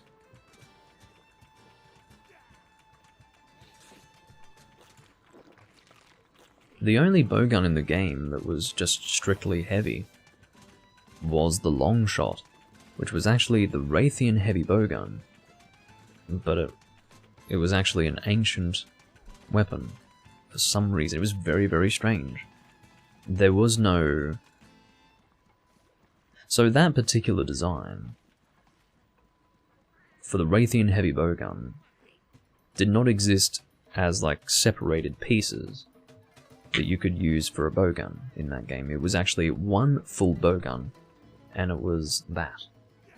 So yeah, the only bowguns that you could get in that game that were not composite, in other words, were Demon's Isle, God's Isle, and Longshot. And Longshot was a very strange gun.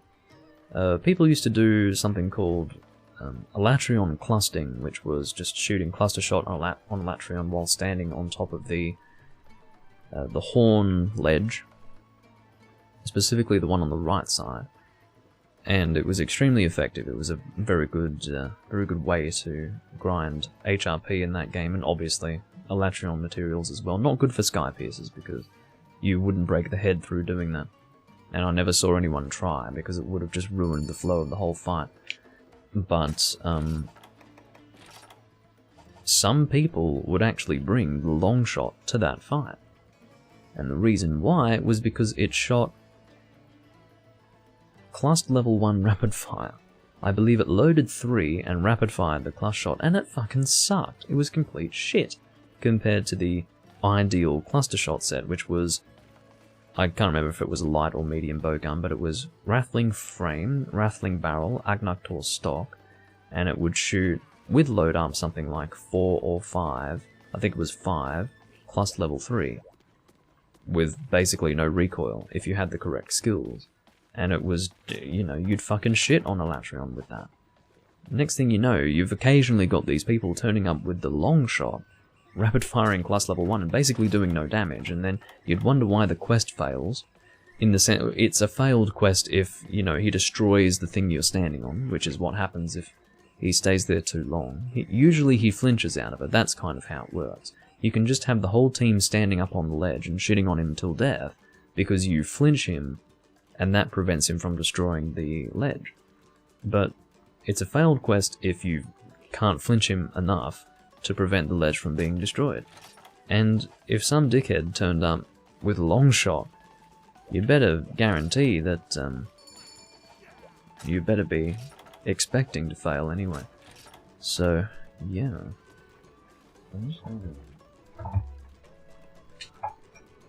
Yeah, is that too dark?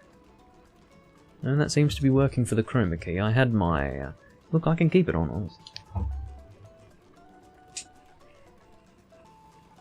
I actually have a light behind my chair lighting on my green screen because... I didn't have much natural lighting, but I'm getting a bit more natural lighting at the moment. But I'm not too illuminated, so... yeah, I can just leave the light on in case it gets darker again outside. Alright, Black Flame of Calamity. You've got 2 quests to do for Dire Miralis. You've got an event quest and the urgent. This is the urgent quest, of course. This is an arena location that is specific to Dire Miralis. This is an amphibious Elder Dragon, strongly based on Fatalis. He's obviously comparable to Crimson specifically because he has raining meteors that come down, and he's also fire-based, so therefore Crimson Fatalis would be the monster you'd compare him to. He's a more realistic Crimson Fatalis in the sense that he actually has volcanoes for wings. Now, that probably doesn't sound very realistic, but what I mean to say is that he actually has something that can summon the flaming meteors, whereas the Crimson Fatalis just seems to do it. They just appear because why not? But this guy actually launches them out of his fucking wings, so... there are places to gather materials. Vernon was actually considering doing that by the looks of it. Callius has already fucking died, which happens, you know. Sometimes people just die from the dropping meteors because if you are a gunner, they fucking hurt. And Callius isn't even a gunner, to be honest, so I'm a bit concerned about him for the rest of the quest. Because if he's Blade Master and he's getting presumably one-shot by that, and that probably doesn't bode well for him moving forward, so... yeah, I have to be quite careful here. The fight starts off underwater. He will slowly progress onto land. And it's a pretty interesting fight. He has the snap and drag, as you can tell.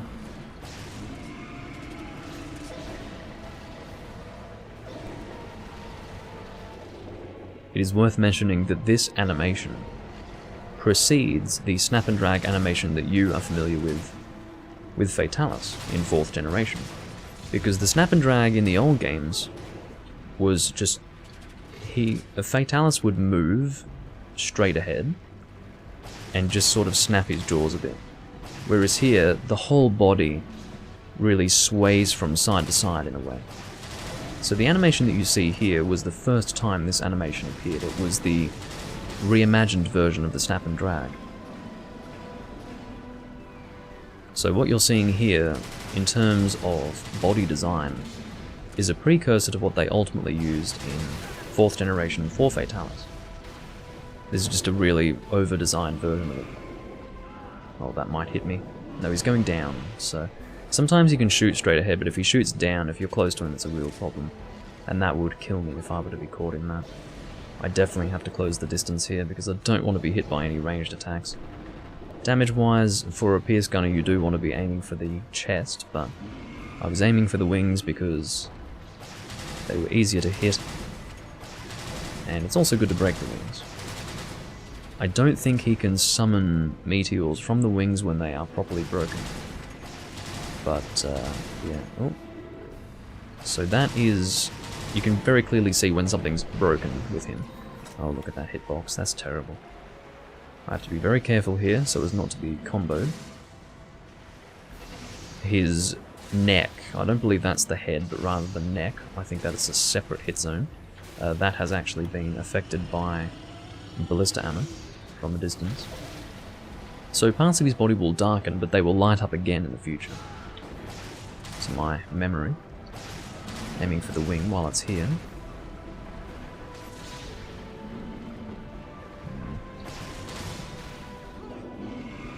Moving to the side so that I don't get caught in any snap and drags. The snap and drag does have a great deal of range to it.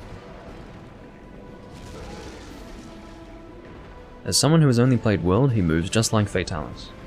As I was just saying, this here is the precursor to the Fatalis moveset that you see in 4th generation, and I guess by extension 5th generation. Because Fatalis prior to this point was done in a different engine, and he had a different model. So his animation was different. This is a Oh, no, no, no, no, no, no, no. Away, away with you. Okay, very good. That was scary. Of course you've returned, Vernon. No, why do I keep calling you Vernon? Shit! I keep calling you Vernon because of your fucking name. I don't know why. It's just the reason why is because I know Vernon by so many different fucking names that for some reason I refer to you as Vernon in the chat, Potato. It's fucking stupid. You both are a nightmare for me. Because Vernon has a billion names and you've got a name that's not even yours, Potato. So you cause problems for me. But anyway, yes, I guess you are. It's starting to look like you are. But, anyway. He's not a black dragon, cool guy. He is just... He must have some... He might be a black dragon lore-wise. I actually don't know how he works. He's obviously very much based on Crimson Fatalis, but... If anything, he's just a reimagining of Crimson Fatalis specifically. He's an amphibious Crimson Fatalis. And he's a reimagining in the sense that he's actually a more well-explained version, in the sense that you can actually see how he summons flaming meteors, whereas in the case of Crimson, he just does it. And it doesn't really make much sense. He's about to go back on land. Well, not really back on land, he hasn't been on land yet. But he is heading on land. And that's where things get pretty dangerous for a gunner. It's kind of dangerous underwater as a gunner, but it's even more so here on land because he's got a big fucking tail that he swings all over the fucking place, so you have to be nice and careful here. One good thing, however, is that my critical distance is much easier to manage now that we're on land. So he's going to be summoning meteors. You can see his volcano wings blasting them out. I guess I was wrong that he can't summon the meteors when he's got broken wings, but it's alright. It was a guess, to be honest. I couldn't really remember. It's very easy to see what's broken on him because it's not lit up. Okay, so he's doing his fall on the ground attack. Got affected by a meteor there. Of course, you don't have to worry about being affected by fire blight here. Alright, this is an opportunity for the chest. This is more of a chest opportunity than a head opportunity. Of course, with Fatalis you want to be attacking the head when he falls down, but here it's definitely the chest. The head is decent, but the chest ends up being the ultimate weak point here.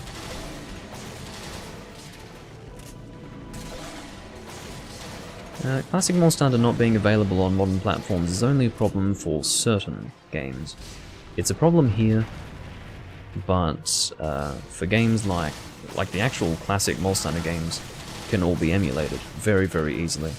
So if people don't like to emulate, then that's their problem, but it's very easy to get into and there's almost no barrier to entry. The only barrier to entry is laziness. That's what it comes down to, so if people don't like to emulate, then they can just not enjoy classic Monster Hunter, I guess. But in the case of this is actually being recorded on a Wii U with the servers still up, so this is the same experience as what you got 7 years ago. And I'm still using that same character as well. Alright, we need to be careful of this tail. He's going to swing it over to that other side. He's about... What? Was he flinched out of it? Or was it... Oh, no. I'm in a bad spot. Now he's doing the tail. Maybe I misread that animation.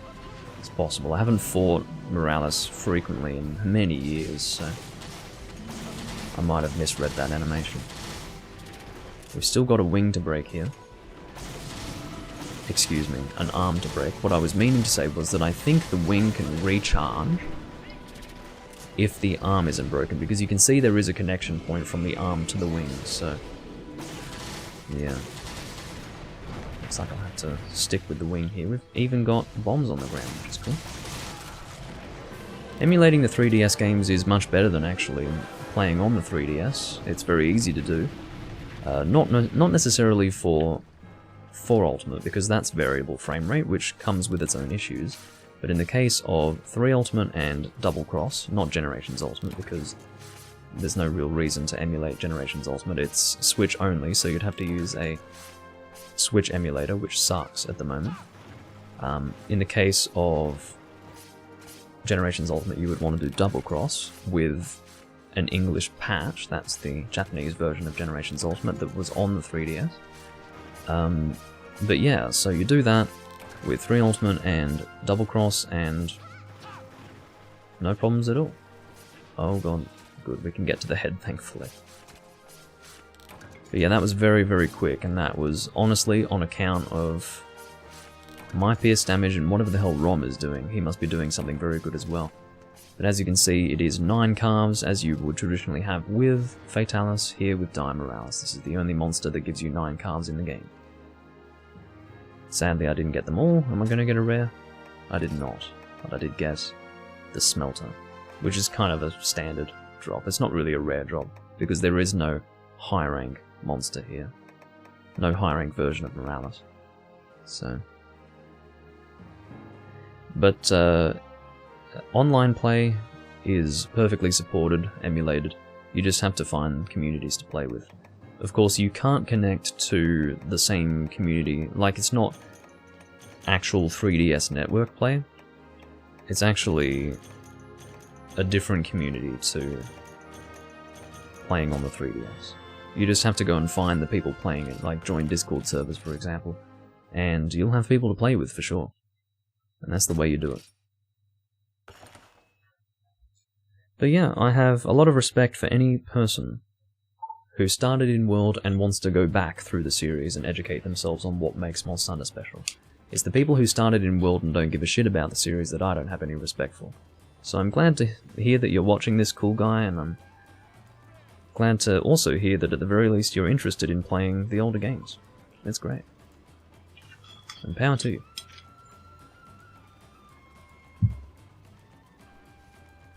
Alrighty, so that's that monster is unique and exclusive to the game that I'm playing right now. So a lot of people haven't actually fought it.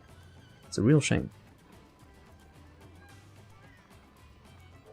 It's not a real shame that he doesn't appear in other Monster Hunter games, because I love monsters that are exclusive to games. I think it's great. It gives going back to them more value. In other words, going back to older games has more value when you have exclusive monsters, but what I would say is a shame is the fact that a lot of people these days haven't played 3 Ultimate. It's bizarre, but yeah, it's bizarre in the sense that a lot of the 4th gen players didn't go back to 3rd gen either. And what's especially fucking confusing about that is that this game's on 3DS. And yet so many 4 Ultimate players just didn't bother. It's fucking weird. Alright, Gen Moran time. Here's another large Elder Dragon in an arena. And Gen Moran does appear in spirit, in 4th generation, in 4 and 4 Ultimate through Darin Moran. But outside of that, this is a 3rd gen exclusive monster. You did tell me that you had a friend watch you play Generations Ultimate and call it a world knockoff. I think you said that he's not your friend anymore as a result, and I would feel the same way. I mean, there is a certain level of ignorance that a person cannot tolerate, and that is definitely an example of that.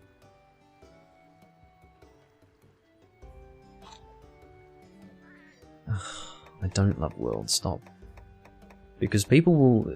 You have to understand, Potato, that people...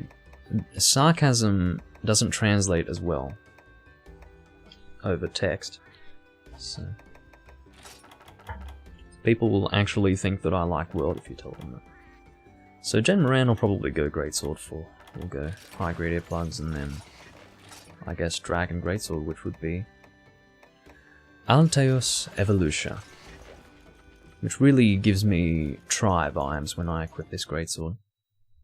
Because again, I used the Elatrion Revolution when I started getting sick of using the Anguish P on all of the monsters that I was fighting with a Greatsword. I didn't use it in all cases, but the Anguish P was so fucking good in Tri that it was really hard to bring yourself to use a different Greatsword to that. But I did at times, but the Elatrion Revolution was good fun as well. And I also love the way Elatrion weapons sound when you swing them. They make such a lovely sound.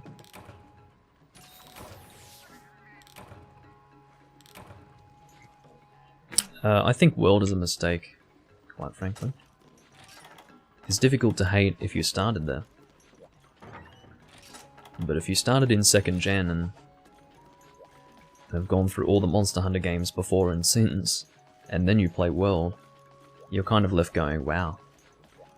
Well, I'm not going to get into the discussion, but yeah, it's kind of sad. Well, oh, I guess, yeah, Sharpness +1 doesn't work with this, but that's okay. At least I've got Critical Eye +1 and Focus. What a strange set. I guess I couldn't get Critical Draw with High Grade Earplug, Sharpness +1 and Focus, which is understandable. That would be quite extreme for 3rd gen. Or more like extreme for 3 Ultimate. You can get slightly better sets in... Oh, looks like we've been abandoned, Vernon. Oh, Hunter rank 21. Well, I guess you did definitely blast into G rank, didn't you? The most common Hunter rank level is between, I guess, 28 and 35 for breaking into G rank, or actual endgame G rank, but 21 shows that you've definitely... I would say you've been hunting efficiently, Vernon, because you've gotten full sets, and you've upgraded weapons to full, and like you haven't actually really forced yourself to get to this point as quickly as possible. A lot of people do that by way of just making a single set and a single weapon and just going with that the whole time. Maybe not even fully upgraded, but you didn't do that. You've just been very efficient. So, that's good.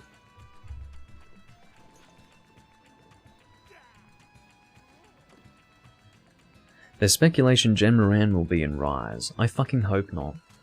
I fucking hope not. I don't want to find him in Rise. Fuck off. No. Stop.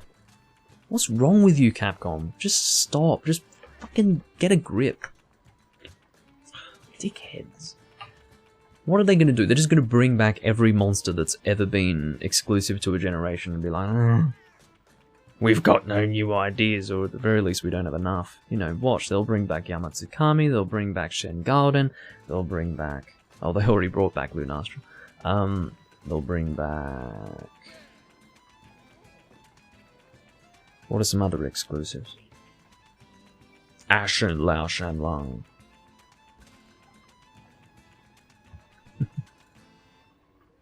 Well, look. Oh, Rise seems...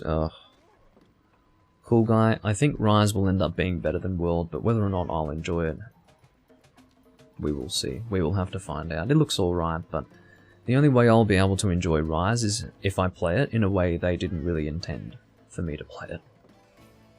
In other words, I probably won't be collecting endemic life prior to hunting monsters, and I probably won't be using silk binds, or whatever the hell they're called.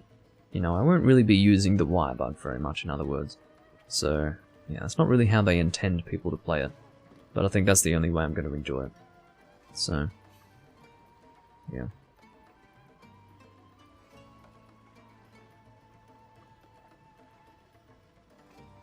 Because in the trailer there is a picture of the sand ship for Gen Moran, but nothing has been pointed to Gen Moran coming in Rise. I don't know, that's a bit close to being Gen Moran. I mean, they could bring an Elder Dragon that's based on Gen Moran. What I would like is if they had something based on Gen Moran. I don't want actual Gen Moran. Like, for example, they brought Darren Moran, which is based on Gen Moran. I think that's good.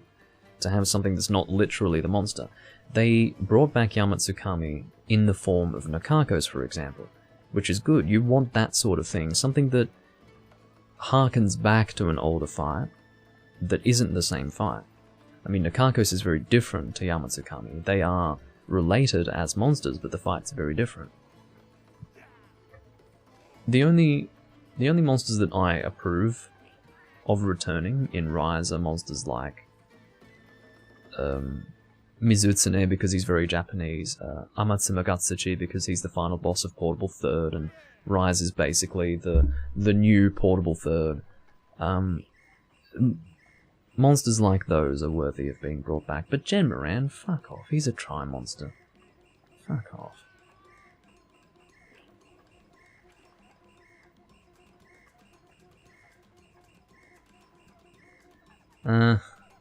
Rise doesn't have a classic feel. It's technically, the only thing that's classic about it is that the graphics aren't the same as World, basically. It's it's the classic look, it's not the classic feel. The animations are very similar to World, and outside of that, I wouldn't really say it's got a classic feel. They've done something different to what I was expecting back when World first came out. When World first came out, I was very afraid. I was extremely afraid, because I viewed it as a starting point of just Monster Hunter being completely redone as a series. But what they've done is they've shown they don't have to completely keep going in that direction. They can turn into another direction rather than making a straight linear evolution. A straight linear evolution of World would be something that isn't even Monster Hunter in my opinion. Whereas what they've done with Rise is they've branched off a little bit. It's not really classic Monster Hunter, but it's not in the same vein as World, in other words. They've technically taken some aspects of classic Monster Hunter, but it's not anything really significant. Nothing that would actually allow it to become something that's on par with 4th and 3rd generation. And I do mean that when I say on par. But unfortunately, everything that I say does need to be qualified further. But that would result in me talking about Rise for the rest of this recording, which I will not do. I do prefer Jen to Darren, but I also really like Darren. I think he's cool. It's not looking good, Vernon. We're not getting many people in. I would have thought that in almost 2 hours of the quest being posted, it would have gone further up the list by now. That's sad.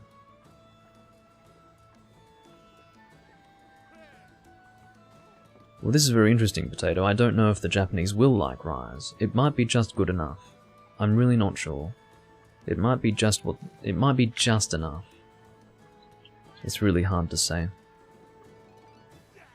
It's really hard to say, but I do think Monster Hunter's time has passed in Japan.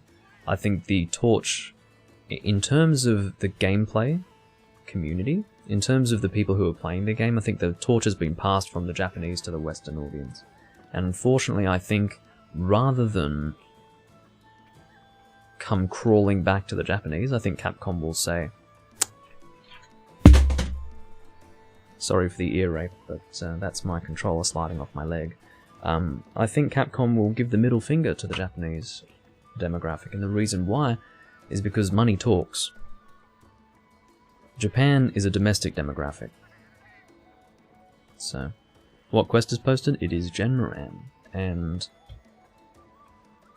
I mean, you know what, Vernon? Stay in this room. I'm going to check to see what else is out there. If there's like some guy in a single room, or rather, in a room just by himself, maybe it'll be worth joining on him. España. G rank. Yeah, you are 3rd from the top. Vernon, I don't know why the hell no one's fucking joining, but...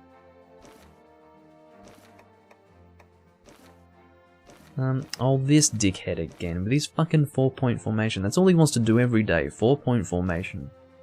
Smack him across his stupid head. Alright, I'm staying in this room with you, Vernon, because I think someone's got to join at some point, surely. Unfortunately, the Europeans have since gone to sleep, or at least more of them have. That's why there are less people playing at the moment, but... at least as compared to when we first came online, but, yeah. Bringing back Frontier, as it was prior to 2011, would be one of the best things that Capcom could possibly do. Because that real second-gen Frontier was just a beautiful thing, and I wanted so desperately to play it, but back then, this is between 2007 and 2010, it was not easy to play Frontier as someone who was not living in Japan, or in Korea. South Korea, that is to say, because the workarounds were not as obvious, and guides didn't really exist. It wasn't easy. Like, it wasn't until maybe 2012, 2013 when guides really became quite clear and widespread as far as how to play Frontier if you were outside of Japan. But back in the early days, back when I first started playing Monster Hunter and I looked over and saw that there was this PC Japanese game for Monster Hunter, it was totally out of reach, and I wanted so desperately to play it, but I just couldn't. So. We can find some Nagakuga, I don't mind. Let's do that.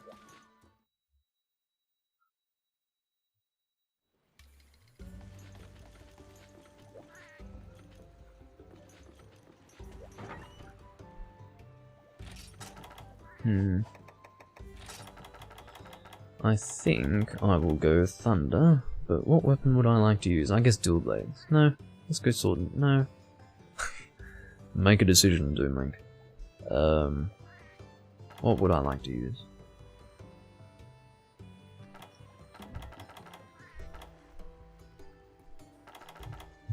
How about Switch Axe? I haven't been using Switch Axe very much, have I? There's a reason. It's because I hate Switch Axe, but sure, let's do it.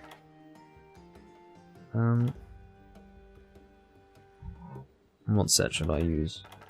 I guess my Honed Blade set. I need as much damage as I can get. And Switch Axe is over here. Nether Excellium. One of the worst of the Nether weapons, by the way. It's got like no element. It's got... I mean, it's the most damage-based...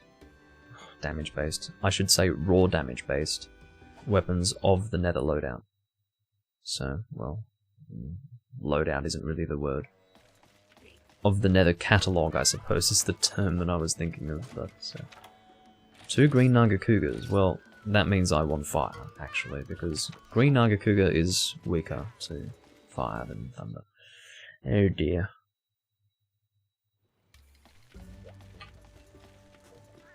But yes, this should be pretty easy to two-man. I think I've got only this. The Crimsidian for fire, yes. This is again a Miralis weapon. Not the most attractive of the Miralis weapons, but that's alright.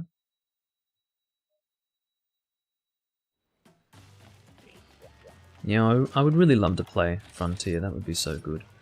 Because the thing is, Frontier has its problems, but it's not as flawed as Monster Hunter Online. Monster Hunter Online was a fucking travesty.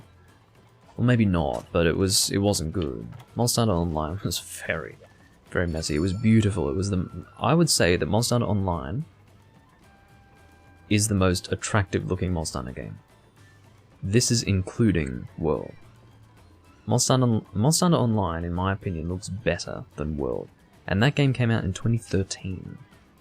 So, yeah, unfortunately, that would be an example of a game that was so focused on looks that it just couldn't get the basics down. Everything else suffered as a result of how good that game looked. It was traditional Monster Hunter, but it looked beautiful. I mean, Monster Hunter Online was basically 3rd generation, functionally speaking, but it looked amazing.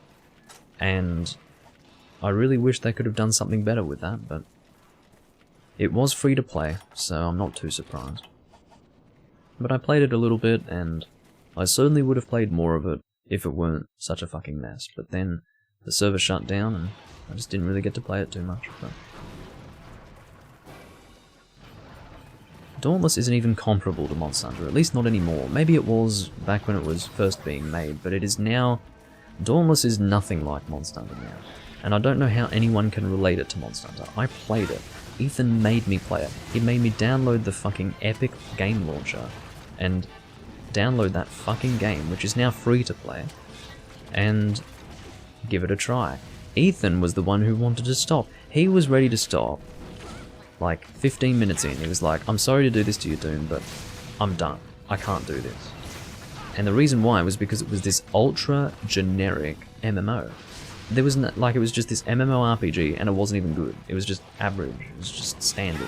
Absolutely stock standard, uninspired MMORPG. Free to play. And there was nothing about that that was comparable to Monster Hunter, except for the fact that it was an RPG. Okay, Monster Hunter is pretty much an RPG, I guess, as far as games go. It's an action RPG. But that's where the comparisons stop. And that's not good enough. You can't call something a Souls-like just because it's got RPG elements. In the same way you can't call a game similar to Monster Hunter just because it has RPG elements. There has to be something that is noticeably similar, and there was no such thing. Like, uniquely similar is what I mean to say. There was no such thing. I didn't play Dauntless when it first was getting the beta. People were playing Dauntless to sate their desires to play World. That was the reason why Dauntless did well originally, because everyone who wanted to play World wanted something to play, and Dauntless was there in the beta, and people were playing that. I didn't play that at the time, so I can't say whether... I mean, I didn't play it at the time because I hated how it looked. I thought it looked dumb. I hated the art style, which is probably not a strong argument against it. It's just the reason why I didn't play it at the time. But because I didn't play it at the time, I can't speak to whether or not that was actually similar to Monster Hunter. But I can certainly speak to the current build of the game, as to whether or not that's comparable to Monster Hunter, and it's fucking not. Not even remotely. So... yeah. And that's the situation with Dauntless. It's fucking shit, and it's not even anything like Monster Hunter. You found me from my Demon Souls Faith videos, okay. You mean my, my Faith build Let's Play? The one that was not live? Well, I'm shocked that people can still find that. That would be an example, that would, again, like all of the video series that I've done that are non-live, I mean, YouTube does not deliver them to anyone, really, but I'm glad you found them. Yeah. Those Demon Souls Let's Plays that I did set me back like a year and a half, because I had so much stuff to put together and edit that it was actually awful. Oh no.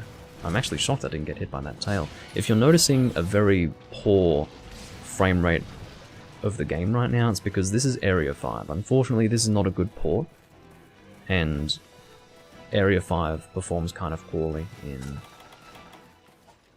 this game, or in this port, I should say. So. Yeah.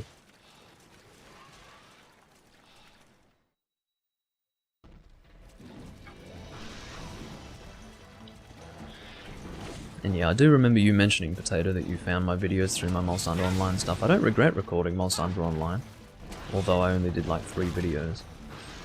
But, yeah.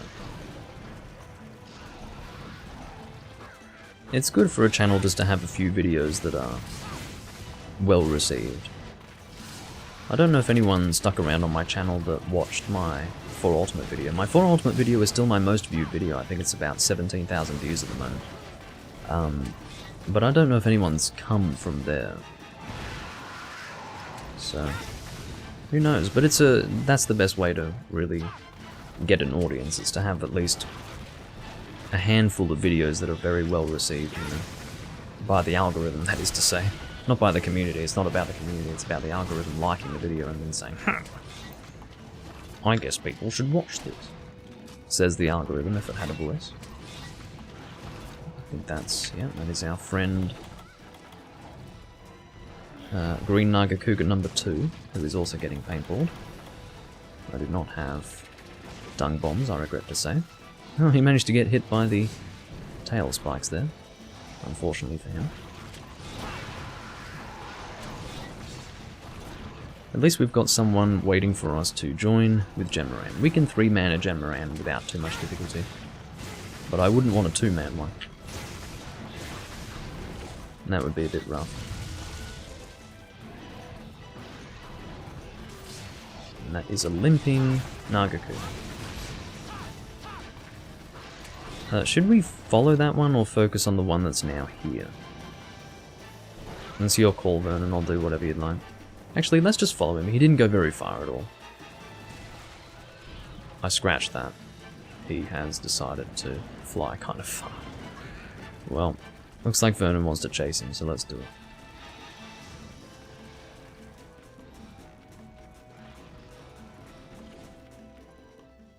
it. I didn't know Monster Hunter Online was a thing before your video appeared on my recommended. I was like, wait, Monster Hunter Online? Does he mean Frontier?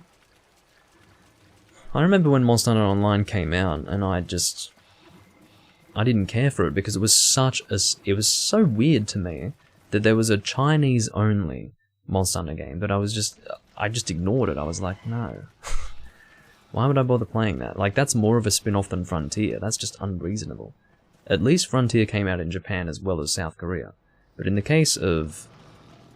oh, I see. Vernon wants to keep fighting that one. Okay, I'll capture this one then, if you're going to do that. Yeah, okay, cool. That's what you did tell me to do. That makes sense. I will capture. So yeah, makes sense. So... yeah, I just didn't play Monster Hunter Online at that time. I didn't pick it up until 2017.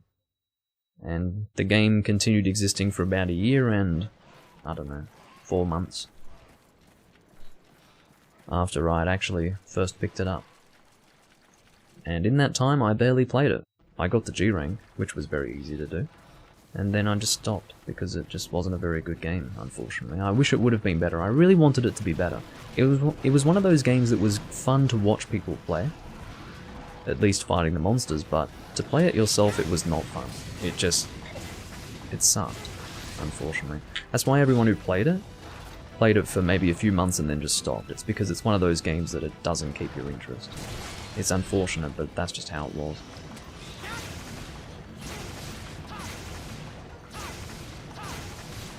Oh, he's leaving again. Well, this one. We've only fought in a single area so far. Can you stay in Area 5? I don't want to chase you anywhere. As much as I don't want to hunt in Area 5, I'd rather do that than chase you around. Because again, Area 5 just performs terribly.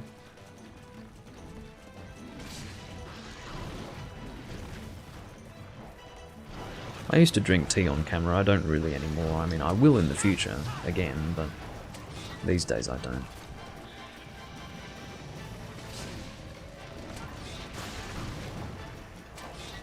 Uh-oh. You keep away from me, mister.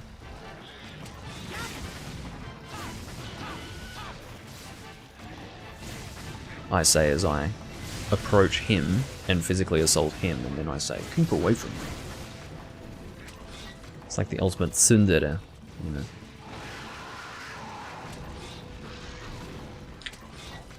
Oh dear.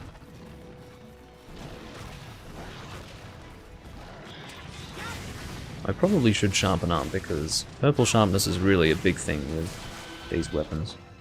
It's a big part of the damage. But I'll probably just wait until I get down to blue sharpness, and then I'll sharpen up at that point, just to save my DPS, you know. Or to have my DPS be better, at least. Waiting? Yeah, of course you're waiting. Deal with it. I'll give him 3 minutes. What do you mean waiting? Of course you're fucking waiting. No one cares. You sit there and shut up, or you fuck off. Like, that's it. I don't want to hear waiting. That's what he said in the chat. He just typed waiting in the room. It's like, well, it was your fucking choice to sit here and wait, so you can wait. That's it. I don't want to hear complaining.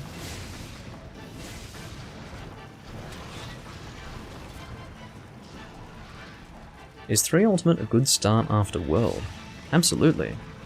Maybe not the easiest. The easiest would probably be to go backwards 1 generation at a time. That would be the easiest, but in terms of what you're going to get out of it, 3rd gen really is the best generation to start in.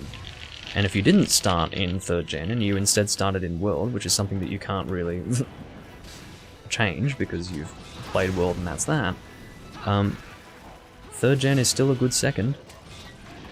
It's just a little challenging because you will notice that there is less in certain regards, like your weapons can't do quite as much.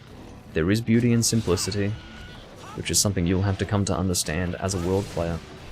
But in terms of the way everything is laid out, this was the last of the traditional Monster Hunter games. The people who call 4th gen traditional are the people who started in 4th gen.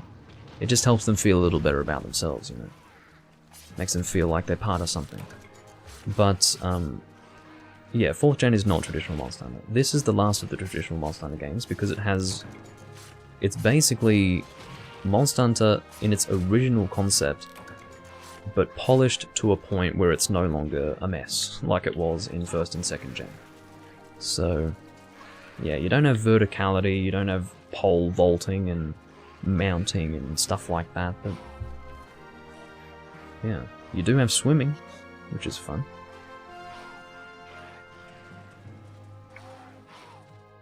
Well, 4 Ultimate is also very good. I think 4 Ultimate would be, like I said, I think you would get the most out of 3 Ultimate coming from World, but it wouldn't be the easiest. I think if you wanted the smoothest transition period from World into traditional Monster Hunter, as I said, going backwards through the generations, one at a time would be best. So from 5th you move into 4th, and then from 4th into 3rd, etc. And then 1st is if you're a masochist. But, yeah. 1st is for the not for the faint of heart. Oops, didn't mean to take an extra one of those. Sell the rest. Yeah, 3rd generation really is where they hit on something special. That was the ultimate, it was the sweet spot. Everyone who knows and has played 3rd gen and has all of the generations of Monster Hunter to compare it to, will tell you that this is the sweet spot. Because they nailed it. It is the most polished version of the traditional system. The traditional everything.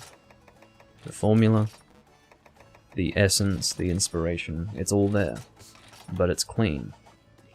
And 1st and 2nd gen is not clean.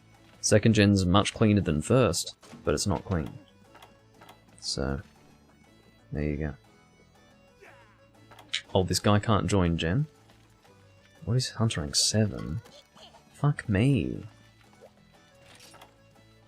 Next time, I'm going to ask these people for their Hunter ranks before they sit and wait.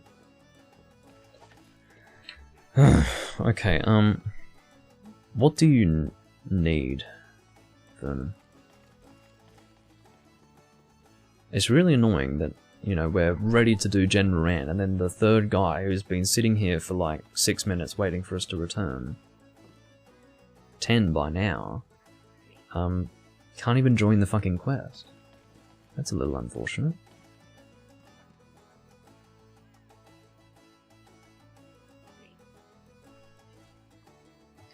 Yeah, Miralis is indeed exclusive to this game. Underwater fights in general are basically exclusive to this game. I say exclusive for the reason that you wouldn't want to play Try anymore. There are only 2 games that exist that actually... Sorry, I got a text that distracted me. There are only 2 games where you're able to swim underwater, and those are Try and 3 Ultimate. This game is the G-rank version of Try. This is the G-rank version of Try, and there are certain things in this game that don't exist in Try, and vice versa. There are things in Try that you can't experience here, but you don't want to experience Try now because half of the game is missing. Unfortunately, Try was designed in such a way that the online part of the game was online only. So when they closed the servers, you could not access that part of the game anymore. And guess what? The online only stuff was all of high rank. Village was all low rank only. So you don't want to play Try anymore, unfortunately. It was an amazing experience back when the servers were up, but no, not anymore. So 3 Ultimate's the way to go. There is nothing online only in 3 Ultimate because it's actually properly designed.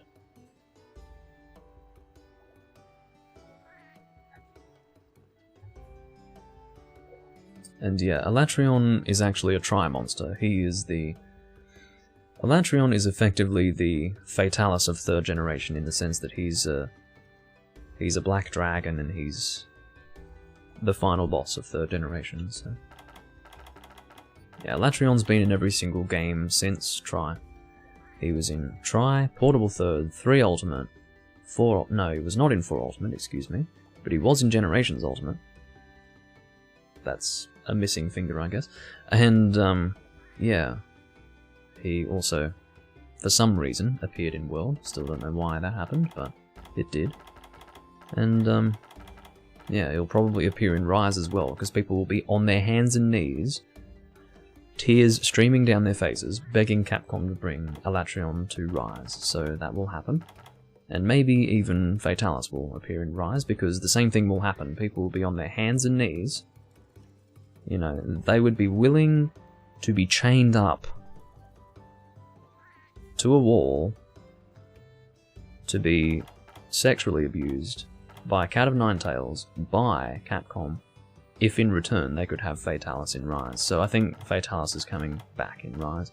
So, yeah. But Fatalis is a first-gen monster, and Alatreon's third-gen. What would I like to use for this quest? I guess Sword and Shield.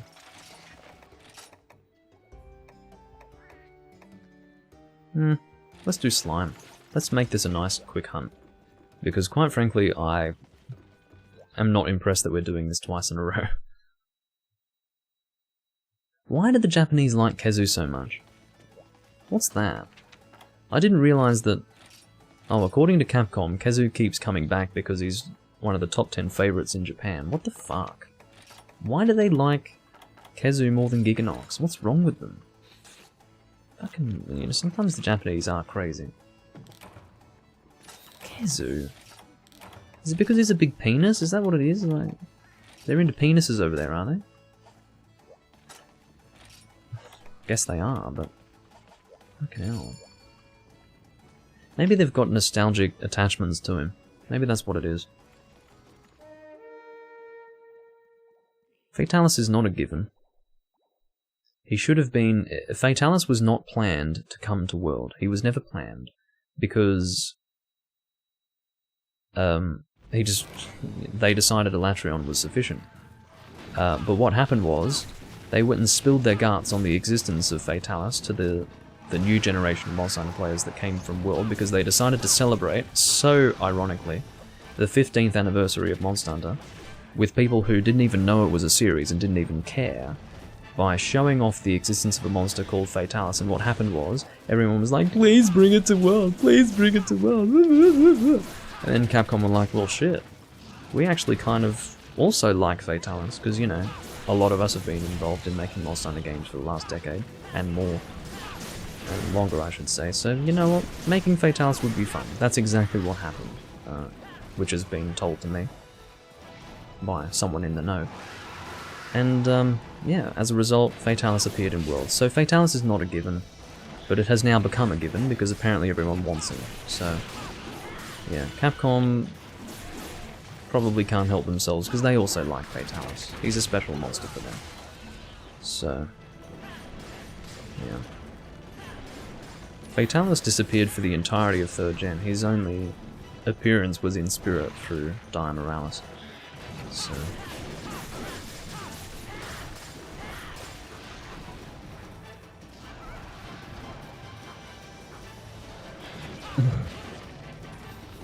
yes, well... Potato, I think the Japanese and their fixation on tentacles goes back much further than the 18th century. But maybe you know more about it than I do. I don't know. Maybe 2 slime weapons is a bit overkill, I don't know. You wouldn't want more than 2, but 2 is pretty good. Oh dear, I was fucking shielding forever.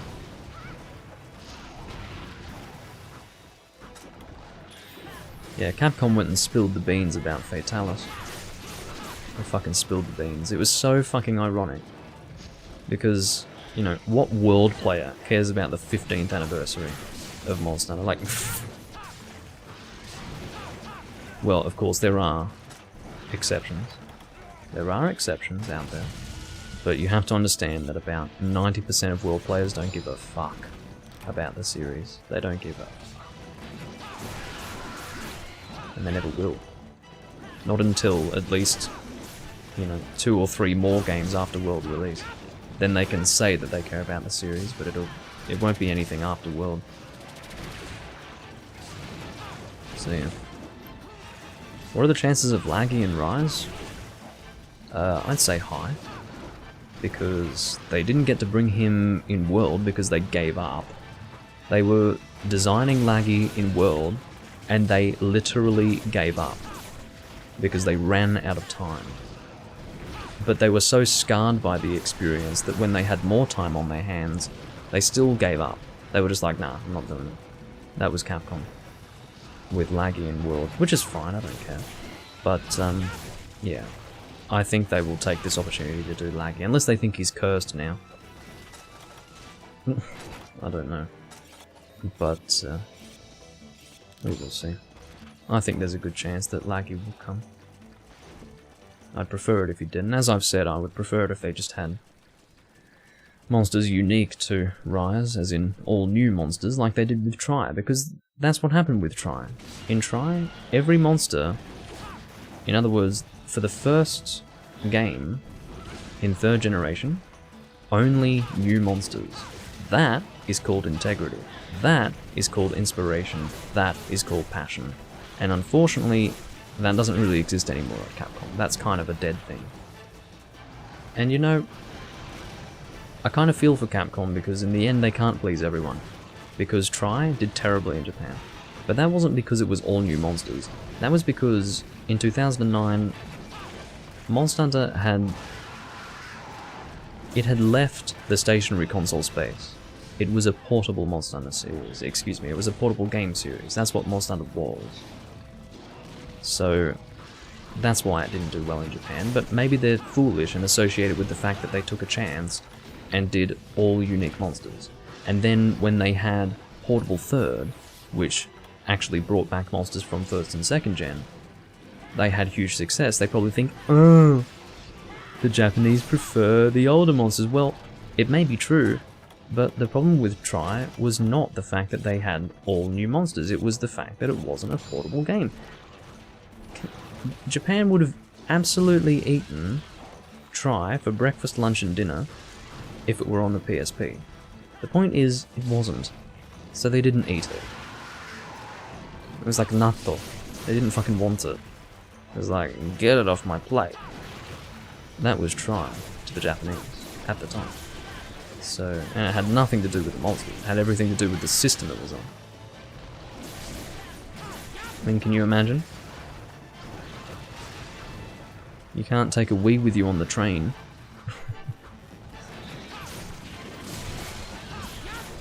Anyway.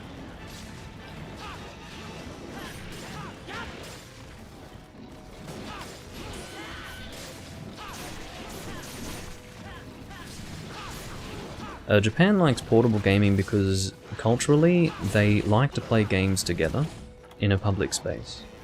Let's say, for example, you're making your daily commute on the train to work. This is how it was in Japan. I don't know if it is this way anymore, it probably still is, but back when Monster Hunter was in its prime, this is around 2010, with the release of Portable 3rd, Monster Hunter became huge with Monster Hunter Portable 2nd G. It was pretty big with Portable 2nd, but 2nd G was like... And then it absolutely went nuts with Portable 3rd. You know, Monster Hunter and Japan were synonymous for a little while there. And it was like, you know, true Japan. It was like the true Japan at that point, which is a bit of a meme over there. But, you know, that's what it was. And what would happen is, if you're on the train for your daily commute, you would just play locally with people on the train with you. You'd do a hunt or two, and then you'd be ready to get off the train. That was it. And that was a cultural phenomenon over there, and likely still is to an extent. Unfortunately, stationary console Monster Hunter didn't have a place in Japan when that was the culture of gaming. So that's why Tri did terribly, despite the fact that Monster Hunter was very popular in 2009. Very popular in Japan. It was on a system that probably not many Japanese people owned. You know, the Wii came out in 2006, and Japan was really not big into home gaming. Ever. I mean, not since the 90s, really. And the whole idea of the Wii was they were supposed to make it really fun to get people back to the couch gaming experience, or not necessarily the couch gaming experience, but the living room gaming experience in Japan, and it worked for a little while. But you know, it just wasn't for Monster Hunter, and it was reflected in sales in Japan. Tri was very different in Japan versus, again, just to make it clear, Tri was the first game of 3rd gen. It was a new frontier for the Monster Hunter series at the time. And I think we're doing worse now than we were last time, Vernon, and we've got a 3rd person. But maybe it's just the quest feels like it's taking longer. But yeah, Tri was like a new frontier for Monster Hunter at the time. And it brought a lot of people in the West to Monster Hunter for the first time, because Capcom actually advertised it. It was the first Monster Hunter game that they properly advertised in the West, and as a result, people actually got on board with it. People who owned Wiis, and perhaps were looking for games to play, keeping in mind it came out in 2010, which was 4 years after the game console came out. People were probably looking for new games to play on the Wii, and, you know, you'd walk into a game store, for example, and you would see, and I'll show it to you in just a moment, the box that you would see, at least in Australia, for Monster Hunter Tri. It really stuck out. I'll show it to you right now.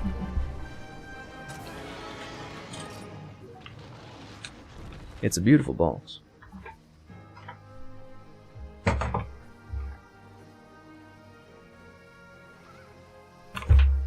Imagine this is going to be mirrored. It's going to be flipped, but use your imagination. Imagine seeing this in the game store, just sitting on the shelf. You know, this was beautiful. This was amazing. And then, you know, my concern first seeing it was, oh shit, it's on the Wii, because I had played Freedom Unite by that point. I was really excited that there would be a stationary console Monster Hunter. I knew about the ones on PS2, but you know, you don't know if it's going to come back to stationary consoles, but it did with the Wii. And I was excited initially, but also concerned because it was on the Wii. And then, almost immediately, I saw this. Comes with the controller. Which said to me, hey, I don't have to do motion controls with this shit. Which was a concern of mine, because I was familiar with motion controls with Twilight Princess. And I hadn't played Twilight Princess with motion controls, but I had played it on the GameCube. And I didn't want to have to experience motion controls with the Monster Hunter series, but I quite quickly realized that I didn't have to. And that was really exciting for me. But with the advertising that, you know, there were TV ads in the US for Monster Hunter Tri. TV ads. And it brought a lot of people into the series in the West. And that was possible because people in the West didn't have a culture based around playing games portably with people you didn't even know. So Tri was the opposite for the West, as it was for Japan, which in Japan was basically a failure. That's just how it was. So I just hope that Capcom truly realizes why Tri failed. It wasn't because of the monsters, it was because of the different culture in Japan.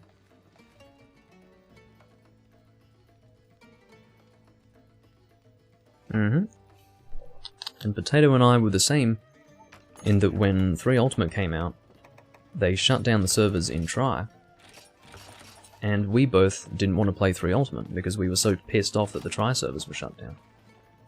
So I think Potato sent the TV ad for Tri in the Discord. Is it the one where he's on the boat fishing? Oh, it's the one at the college, okay. The one with the boat is the most iconic for me. What was his name again? Something Beard. He was... can't remember his name, but they had a character who was a hunter, and I think he had a Lagiacrus greatsword. And it was really funny. Like, look at the Monster Hunter Tri television ads. They were great, and it got a lot of people playing. In the US anyway.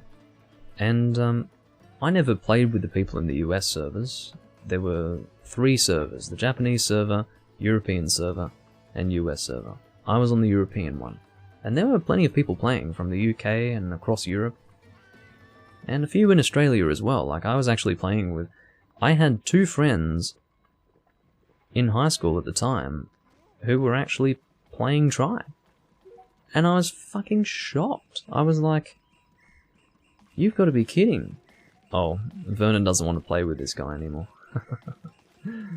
Okay. Are you actually finished?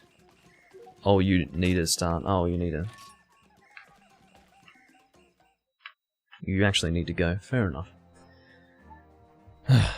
But yeah, I was shocked that people at school with me at the time were actually playing the game.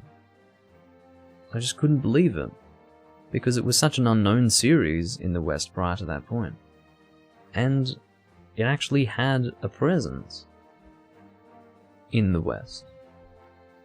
And so, even people who really aren't Monster Hunter players did start in Try. A lot of people actually had stopped playing until World. So there are actually a few players of World who started in Try. Interestingly enough. Well, let's play with Urs, I guess. He's really the only room that I can join unless I want to do 4-point formation with that miserable bastard who sits in there waiting all day, every day, AFK, for people to join him for 4-point formation. The only thing people in my school played was Modern Warfare 2. Well, there was plenty of that in my school as well. I just remember... Well, you know, that's exactly right, Vernon. Potato, not Vernon. Change your fucking name back to Potato. Do it now. I'm sick of it. I'm sick of looking at Fat Nugget. I don't know how I read that as Vernon. It's just... You're someone who frequently talks to me in the YouTube chat, and it's a name that I don't recognize at a glance, so I just call you Vernon.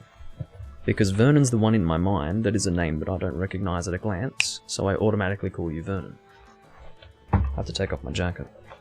Ugh, sorry, I'm stripping on camera. Ugh. It's hard to do it in the chair. Because it stops raining, it's probably warming up. That's Australia for you. But, yeah. What was I saying?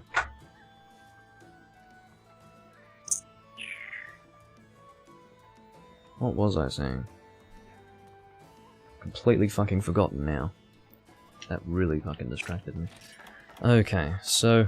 I don't know what Urs is doing, I don't know if he's actually here playing or not, but... Fat Potato 56, sure. At least it says potato. That's one good fucking thing. Fat Potato 56. How do you change your Twitch name? You just do it in the... Well, if you go to your account information, you'll have username and display name. You want to change the username, and display name is the same as the username, but you can edit the capitalization. So username is all lowercase, but display name is the same name, but you can, again, change capitalization as you like.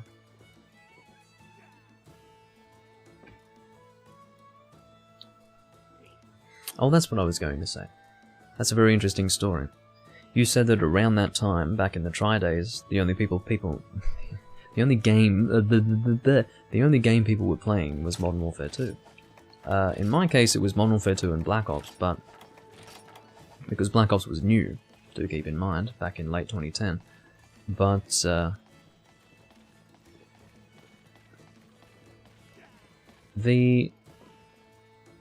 no, I do have my times incorrect, so... I didn't play with my friends in Try until 2011. I didn't realise that they were playing until a year after the game came out. And they came and played with me and were like, whoa, what is your hunter rank? Because by then I'd played quite a bit. But, yeah. It was mostly Modern Warfare 2. And I remember... I was explaining to one of these people... You do realise the Call of Duty series is not very good. Like, it's not creative, it's not... It's basically a nothing game series. And he's like, okay, well, give me an example of a series that's better. And I said, the Monster Hunter series? Again, this is 2010. And what does this guy do? He goes around and asks people, what's better, Call of Duty or Monster Hunter? As if anyone even knows what Monster Hunter is, and so, yeah, I just remember going, yeah, that's the last time I'm arguing with a Call of Duty player about what makes a better game. It was just so dumb, I was just like, and then he comes back to me, he's like, yeah, no one thought Monster Hunter was better, and I'm like, no one knows what Monster Hunter is, you idiot. Like, what would you fucking expect?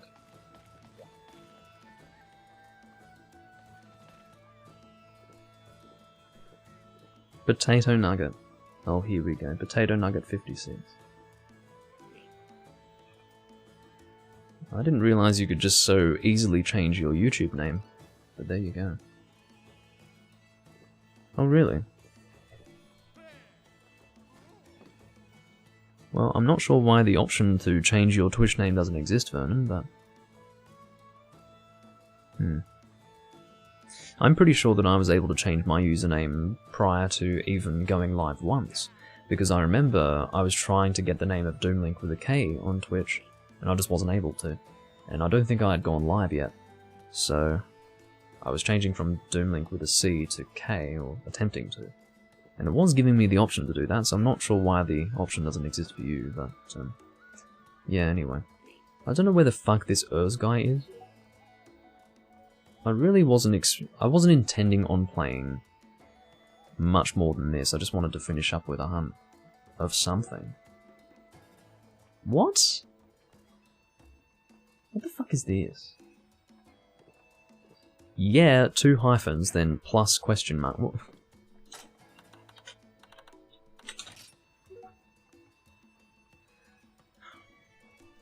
We're about to have a conversation with a Hunt Rank 999. I couldn't even finish saying what I was about to say. Couldn't even finish. I was about to say, these people are fucking mental. Fucking mental. That's all it takes, ladies and gentlemen.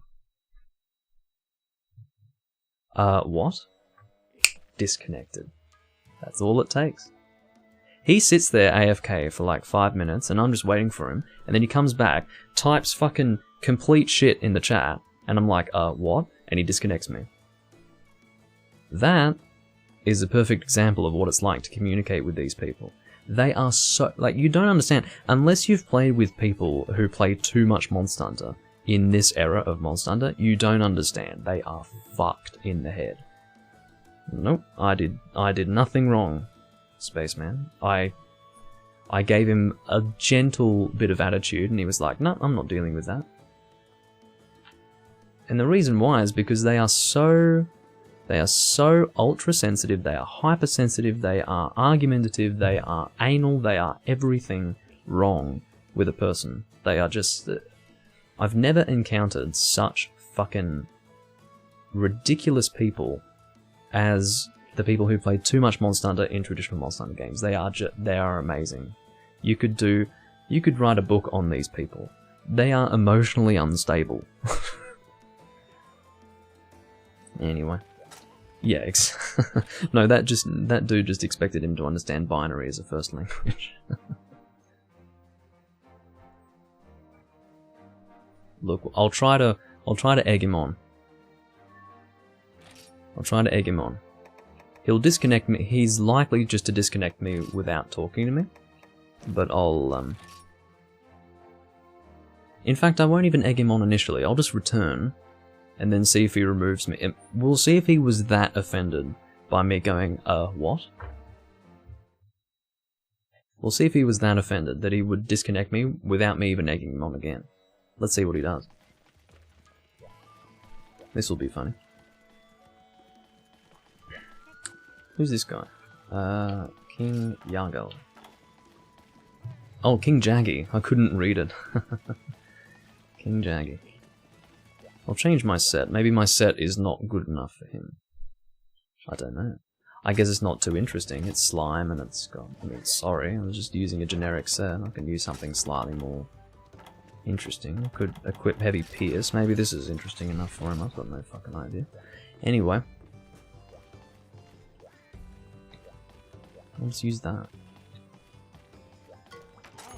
Got no idea what he wants to hunt. Probably nothing. He's probably one of these people who just likes to sit around and stare at the screen. Likely the fact that I haven't been kicked yet is because he's gone off and done something else again. You know, he's... All I can say is that these people have problems, seriously. All I wanted to do was like one hunt before I finished up here. King Jaggy left, probably kicked. Is it my turn to get kicked now? I don't know. Maybe King Jaggy left on his own. I couldn't really know.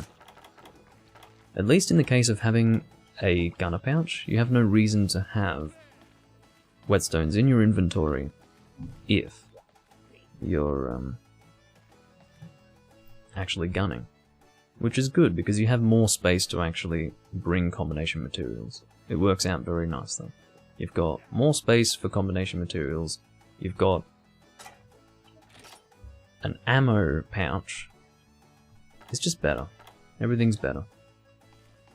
In Tri and 3 Ultimate for gunners. It's quite lovely. I'm not really posting a quest because I wouldn't want to presume that I am in a position to post a quest. His Royal Highness Urs will have to bestow upon me the right to post a quest. Not that I have anything I really want to do, but...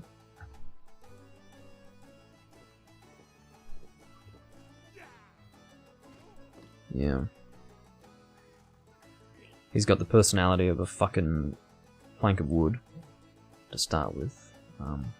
I'm just, you know, if all it takes is, what? To get kicked, it makes me wonder what is okay to say. So...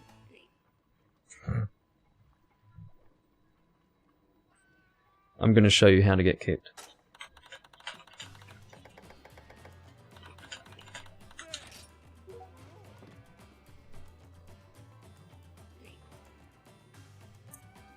He won't even talk to me, he'll just kick me. That's what they do. The reason why is because they used to actually argue with people and then they just stopped. They just disconnected people instead. Once they're sick of actually... once they actually got you sick of them. If you have no business with me... Here we go.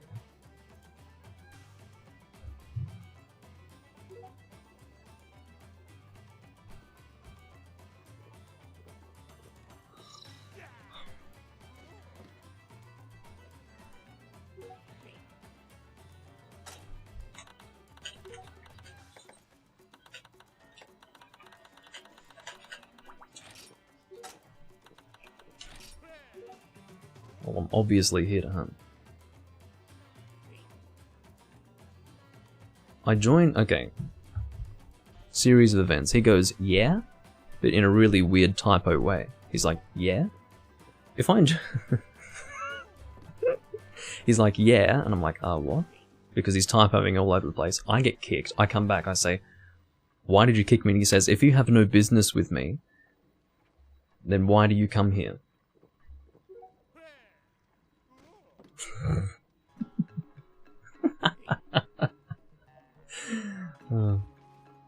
He's just got no personality, that's his problem. It's very funny. What's his hunter rank? Yeah, he can post.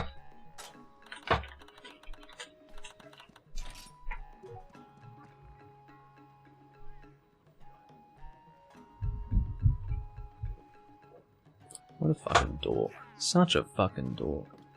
Look, I don't have anything in particular that I want to do. Why does he assume that I come in here with a specific quest to do?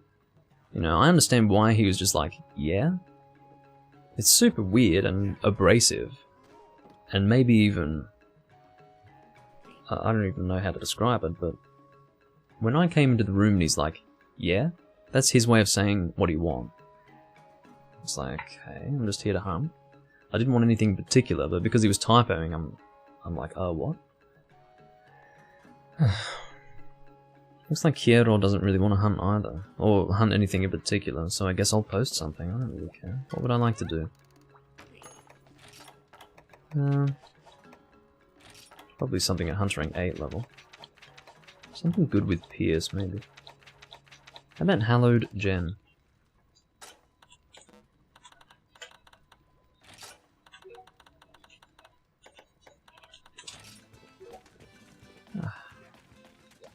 Let's see if Hallowed Gen is going to appeal to the group.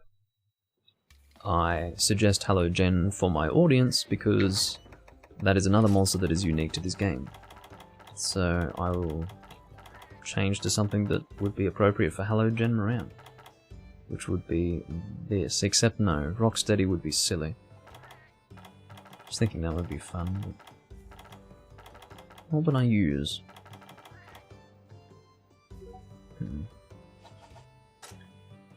Kiero left. Again, don't know if he was kicked. Might have left on his own. Maybe he doesn't like Hallowed Gen as a suggestion. I mean, if he didn't, this is the funny thing. If he didn't want to do Hallowed Gen, then he just has to suggest something he'd like to do. Because I don't care. Fucking hell. Yeah, they treat the game like it's real life. That's what it comes down to, Potato. They treat it all so seriously. It's actually shocking stuff.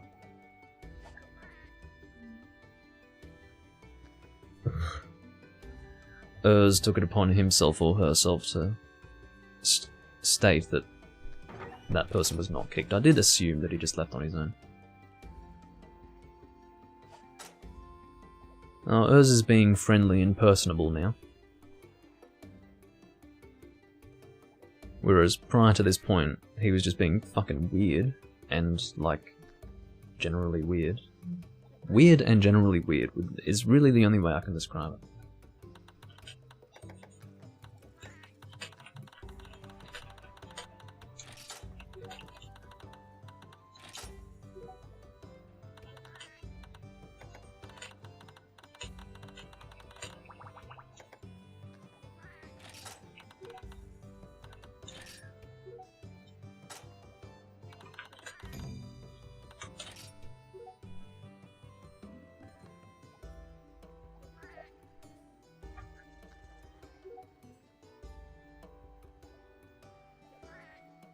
Well, I'm glad we're on the same page there. I'll stay here so that you can read the chat as well as see me and everything else. You can see what I'm typing, you can see the chat. I won't be here during the hunt, but yeah.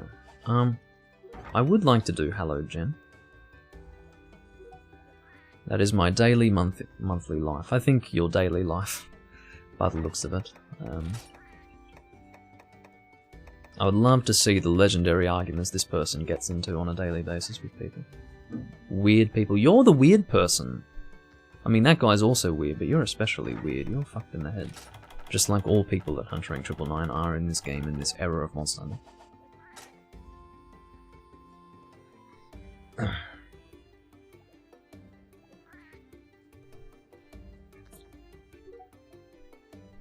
And then they're wondering why I'm not greeting anymore. Well, I suppose I can concede that.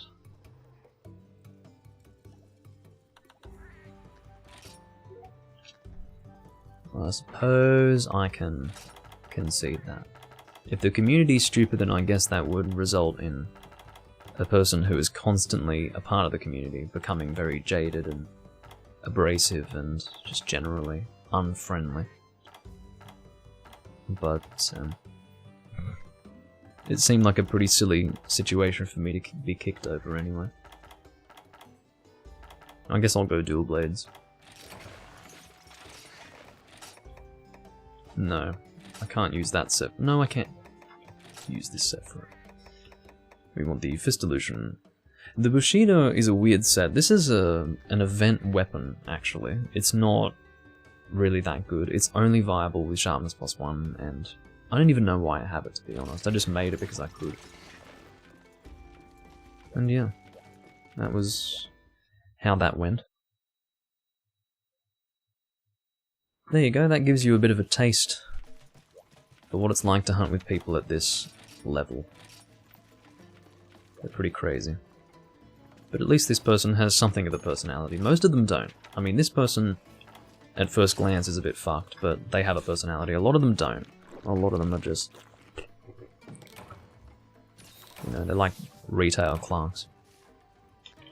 Just nothing. Nothing people. Okay. So, We could easily 2-man. In fact, I think Urs would prefer to 2-man. So I suppose we could do that. This set sucks, and I'm going to tell you why.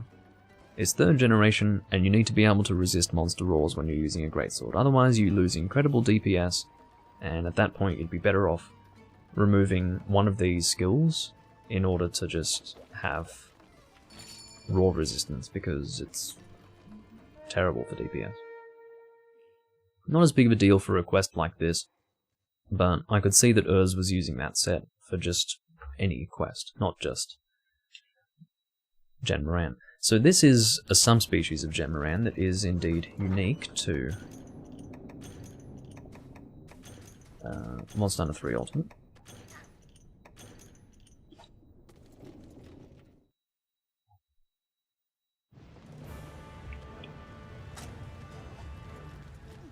But yeah, emotionally unstable is the way to describe these people. They're not necessarily nasty, they're just emotionally unstable, a lot of them.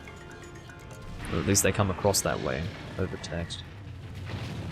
Oh, I was hoping to get the tusk with that, but it didn't quite work.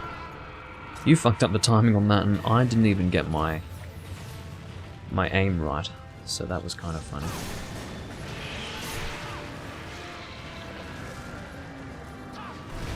I was not allowed to dive there, which was kind of awkward. Oh well. But yeah, this will be my last hunt. And it'll probably be about 15 minutes of hunting this monster, most likely. There is a rare called Ghostly Quartz that you can get. I shouldn't fuck you up at all.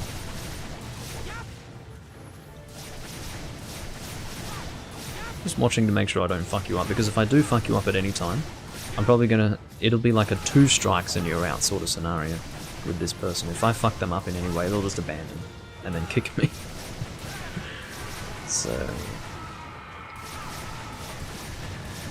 you can see that really heavy hit lag there. Sheathing just so that I can be ready to reposition.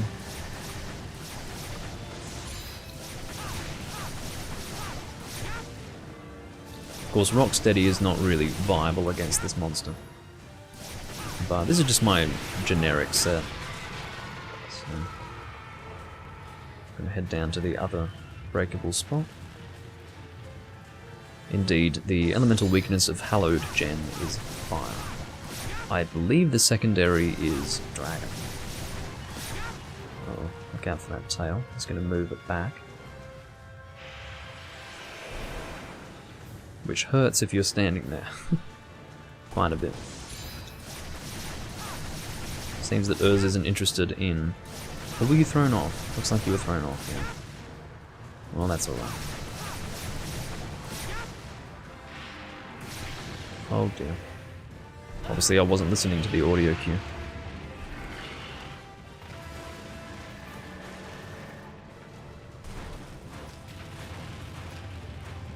But yeah, Hallowed Gen is not really very different at all to regular Gen Moran. He will approach the boat in a slightly different way to regular Gen Moran, but for the most part it's the same hunt, just with a different elemental weakness. And if you're someone like me who really enjoys Gen Moran, that's really all you need out of a subspecies.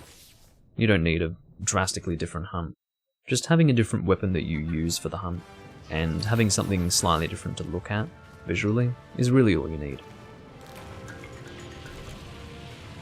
The first time I did high rank Gen event in Tri, still one of the best gaming experiences of my life. I can relate to that, Potato. I mean, you and I can definitely relate to a lot of the same sort of things, like a lot of the same emotions can be felt between the two of us because we experienced Tri in the high rank.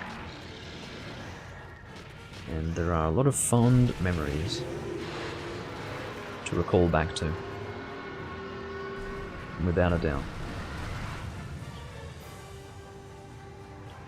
Probably get the cannon at the ready. Next time I'm on him, I will try to put down anti-dragon bombs. Oh, are you on the gong? No, you're not. Oh well. Too bad. I was hoping you were, but... we don't have to worry about the ship being destroyed or anything like that.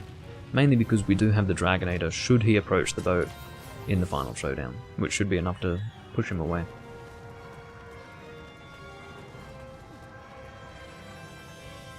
Right, yeah. The low rank event was repel only. Why would you do that? What's the point? That's to be used when he's actually close enough to physically attack him with a weapon, or to be used when the gong is not actually in operation. So I don't know why you would bind there in that moment. I guess because technically it can harm the boat for him to charge it there like that, but it's a waste of a bind as far as I'm concerned. Because the actual physical slam is more damaging to the boat.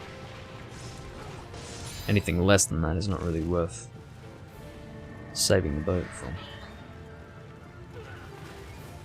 Alright, I'll drop some anti-dragon bombs here.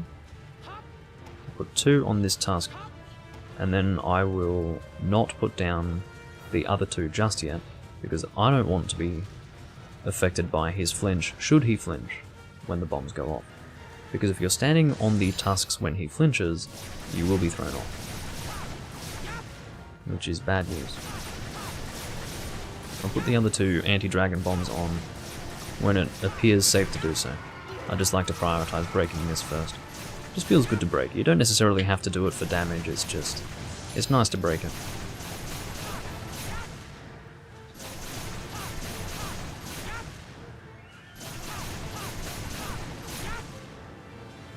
I really do need to sharpen up. What am I doing with myself?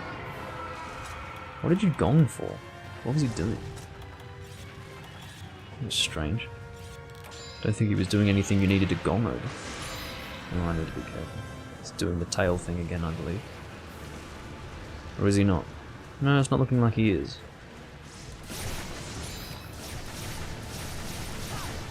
What's he shaking about? Oh, he's doing the tail now. Oh dear.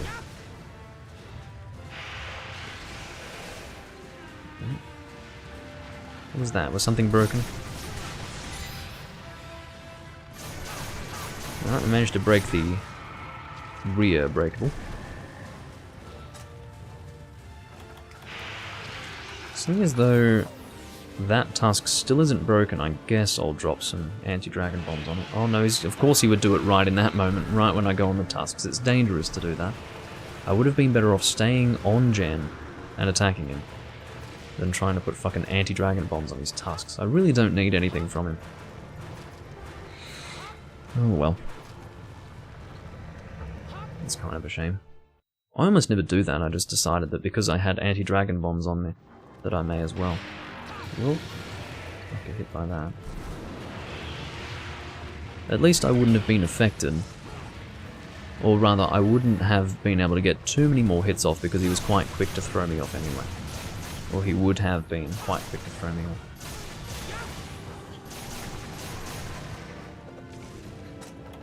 Alright, I'm going to eat some rations because I'm not doing too well for stamina. It's not as bad as it looks because, as you can see, the max only goes that far across the screen. But still. 2 levels less than max kind of hurts with... Oh fuck.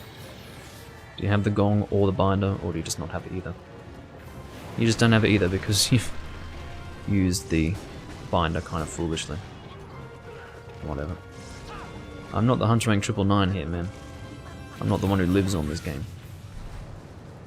But I don't like your use of binder / gong. That's what I have to say about that. I'll have to get my charge up for my dual blades again. I'll leave the Dragonator to him if he wants to do it. I don't care either way. I couldn't give a damn. But, are you gonna do it, or are you gonna do it? You can do it if you want. Yeah, you would, wouldn't you? I defer to you because I know you're going to be anal enough to want to do it. Now, if I were to do the kicking animation on him there, if I were to do that, he would abandon.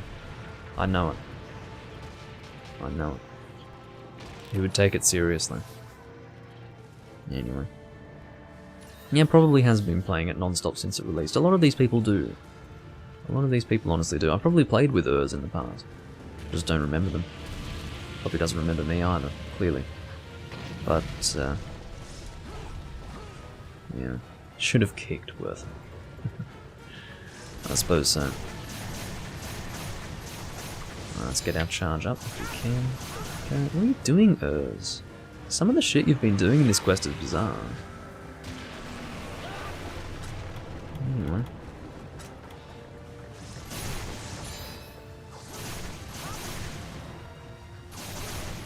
Okay, we're charged up.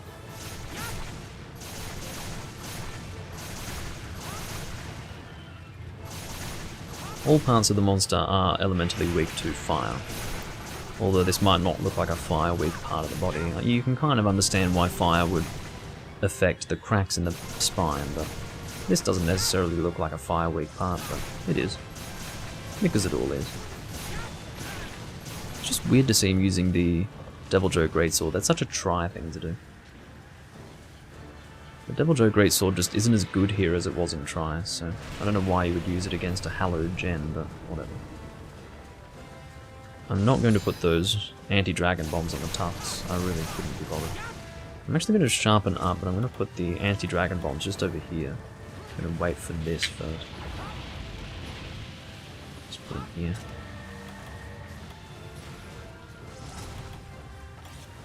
Doesn't matter where you put them. Because of course it does the same damage no matter what. The point is that if you have tusks to break, then you can put them there if you want, but there's no real reason to.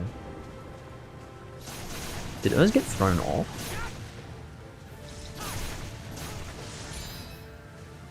No, I guess he jumped off.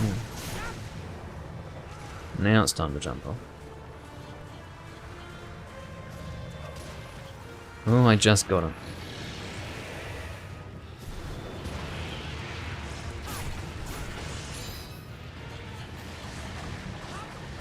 Try and get that body there if we can. If you're wondering what Kayamba's doing there, he's actually blocking Urz's attacks and being totally fucking useless. Which is basically what Kayamba does best. Being useless.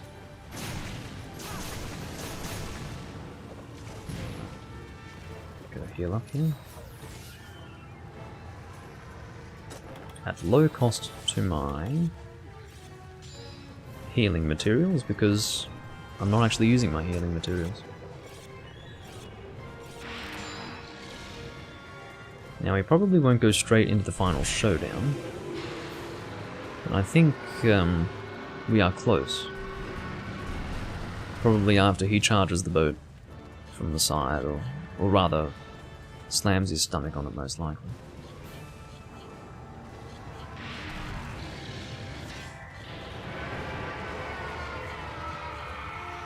I guess you wanted to bind, I'm so sorry. You wanted to get some hits in, did you? No. You can still get a few in. It's not the end of the world. Urs wouldn't have liked that. Not one bit. Tough titties. I guess it might have been better in that situation to bind. Usually what you would do is you would... If you're really only using the binder to prevent damage to the ship, you would bind when he charges the ship. No, sorry, you would gong when he charges the ship, bind when he does the body slam. Because if he does the body slam, he's close to the boat, so you can actually hit him during the bind with a weapon. And there's the final showdown. Yes, I know you meant the kick animation. The weird thing with 3 Ultimate Gen Moran is that he actually rises up out of the sand. It's like a weird glitch. I don't know why that happens, but it's not present in Try and it's not present in Portable Third. I don't know why it's like that here. It's really kind of stupid. But, yeah.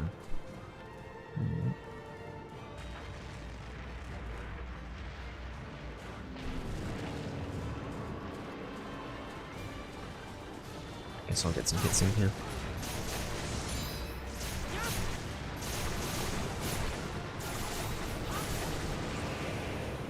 I'll have to dive this. Actually, diving it doesn't help because you still get affected. I'm just hoping that I don't get hit by the slam. I managed to avoid that, fortunately.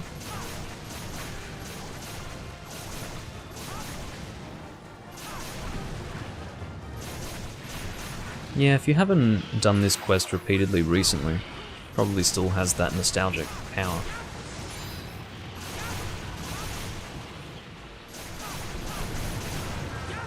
For me, it's mostly gone because I have done this quest so many times since the Tri days, but if this had been my first time since doing it in Tri, then yeah, this would be a powerful moment. I'm going to let him move forward a little closer.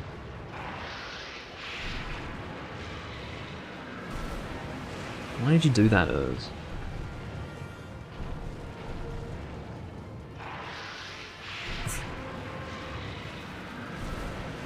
Would have made a whole lot more sense to shield that.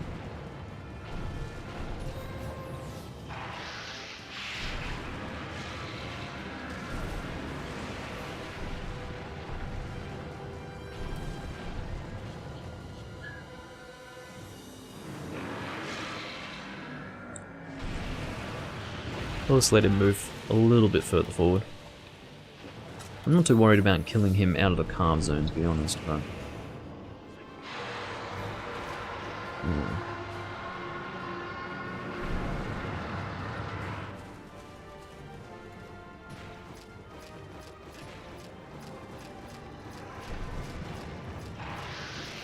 yeah.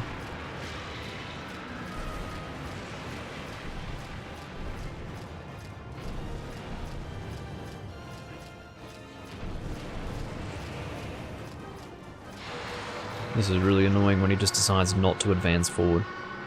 It's very frustrating, actually.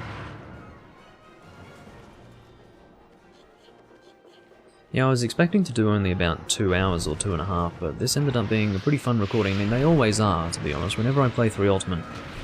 oh, whoops, I didn't realise that he'd actually managed to come a little further forward. But, yeah, whenever I do play 3 Ultimate, it's a very enjoyable experience, and time just flies. I don't realise that 2 hours passes, it feels like 1 hour. And then I check and, you know, I realise, well, shit.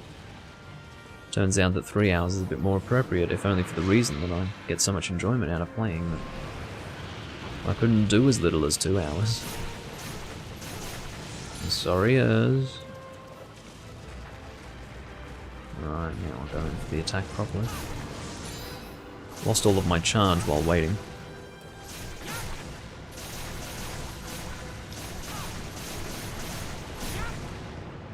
Another demon dance in there.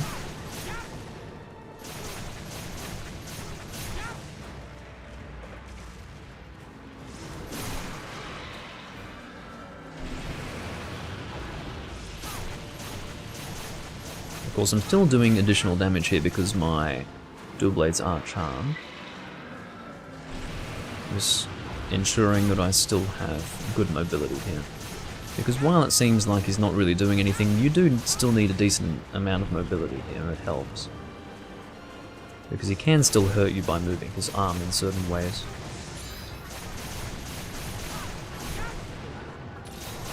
While Demon Dance doesn't get your charge up as quickly as the other stuff, for damage it is best against something that can't really avoid your attacks. Wow, he's fast to get to the ship, isn't he?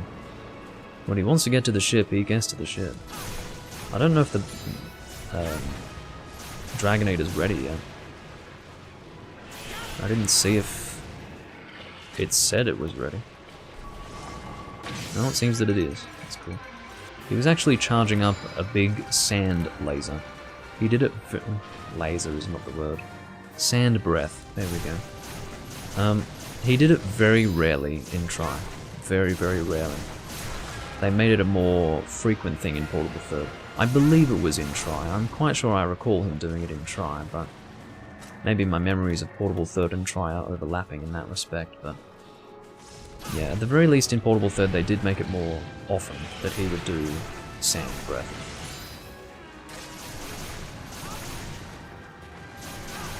Seems like he's bound, yes. And the next leg should break pretty quickly. Or hand, I don't know. Arm. arm leg, I don't know.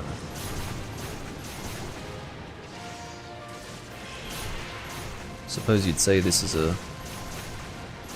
Is it an arm or a leg? That is the ultimate question. He's doing it again! Shit, get off the boat, Urs. You're really hoping that he's going to... Oh, now you're getting out of the way. Here we go.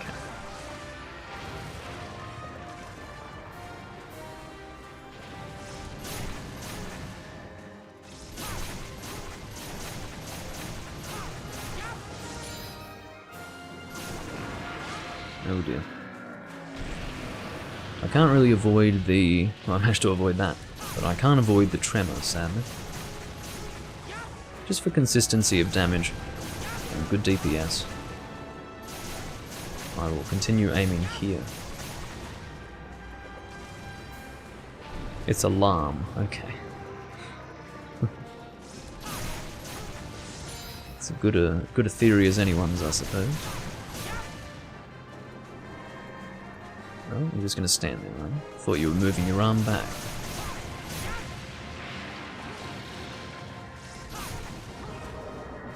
And ideally you would gong at this time to knock him over, but... It's not like he's hitting the boat, so it's not a big deal. Just have to avoid the tremor and also his physical impact.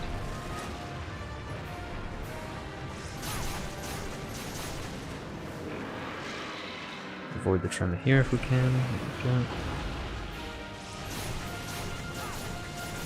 Alright, let's sharpen up.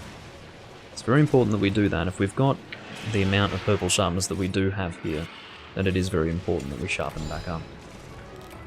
Because that's a lot of damage to forego if we choose not to sharpen back up.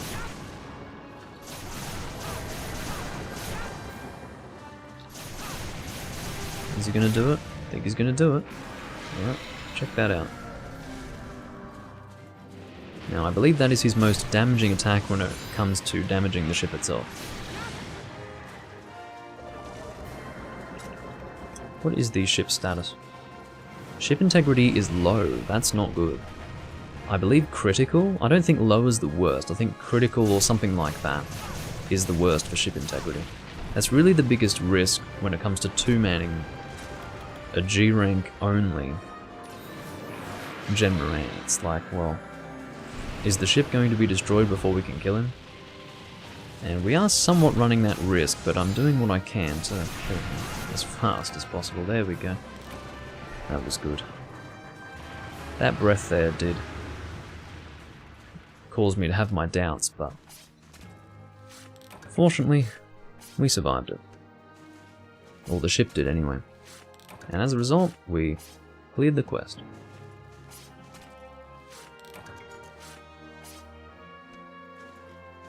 Okay.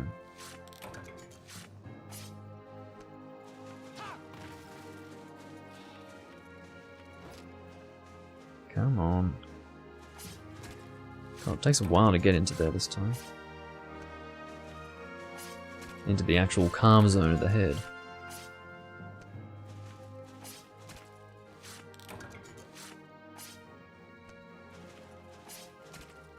So sad when you get to a point where you just don't want to carve anything anymore.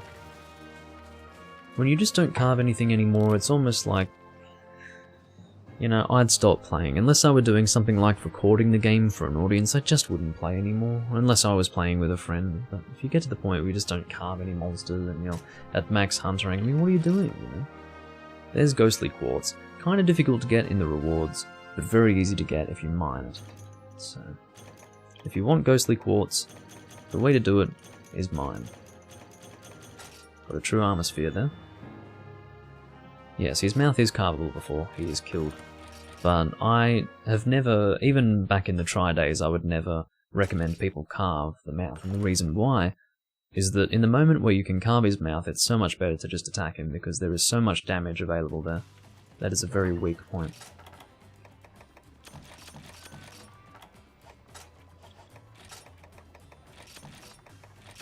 Alright. That should do me.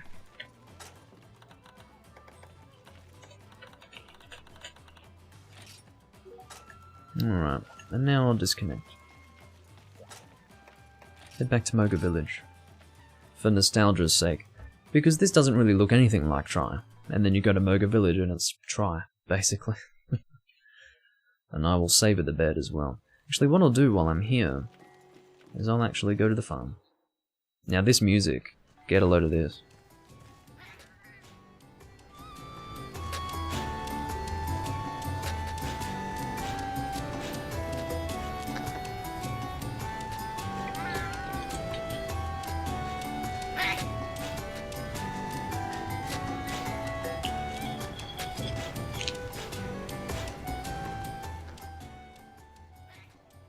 Now that should be the biggest nostalgia trip for any Tri player. The biggest nostalgia trip. And it is for me, I can assure you.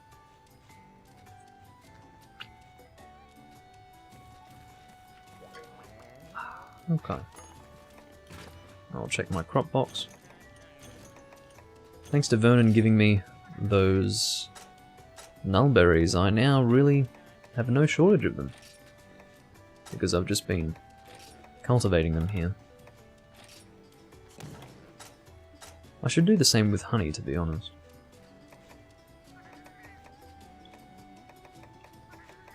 But I want all the nullberries I can possibly get. Then I don't have to worry about it anymore. I'm getting so many of them because fertile mud is really, really good. It's better than dung or anything like that. Literal goosebumps? Yeah. This is the sound of the massive wave of nostalgia that just hit me. Literal goosebumps, yeah. Potato, those, the songs of the online area, particularly, Loch Lac is Eternal, or whatever the song is called, that basically brings me to tears. Like, that gets me really hard. What is the OST called? I have to get the name of it. Because it brings me to tears when I hear it. People who played as much Tri as Potato and I did, it's really amazing to listen to that song.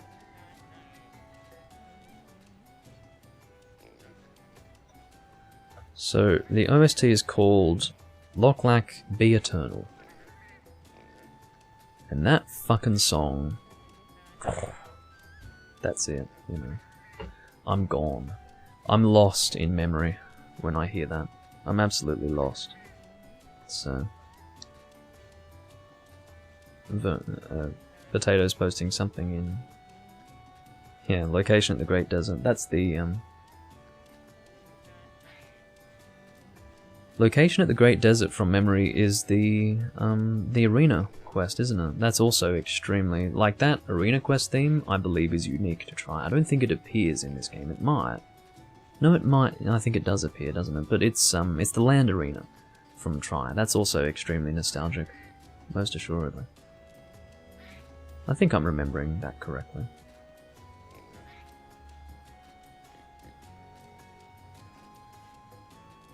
Yeah, oh, that's the... Oh, I see. That's the Tavern OST. Loch Lac Be Eternal is from the city mode as well.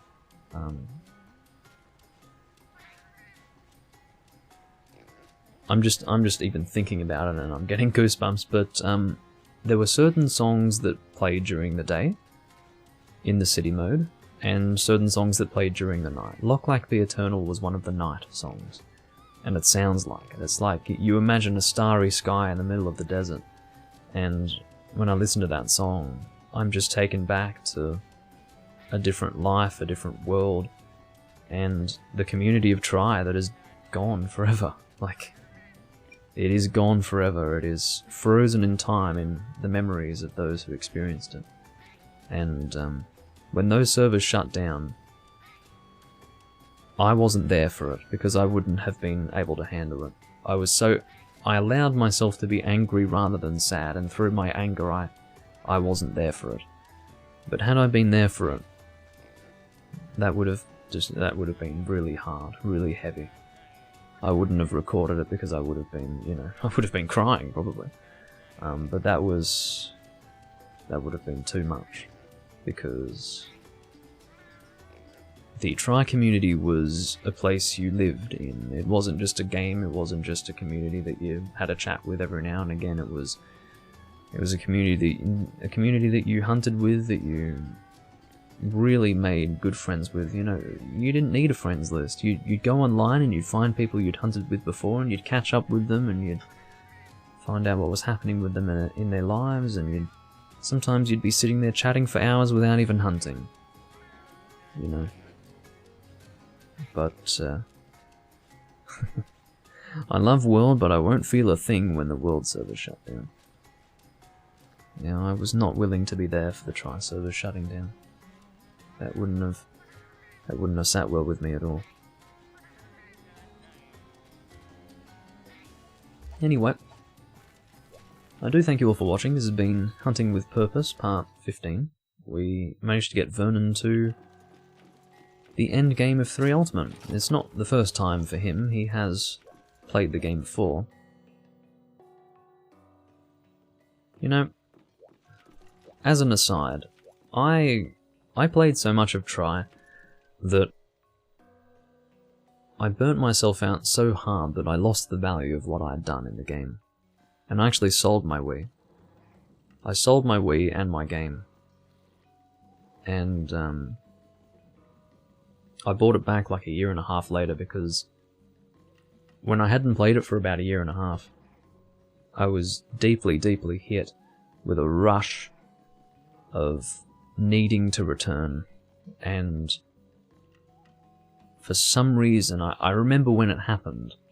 I remember when it happened, when it rushed into my mind that I had to play it again.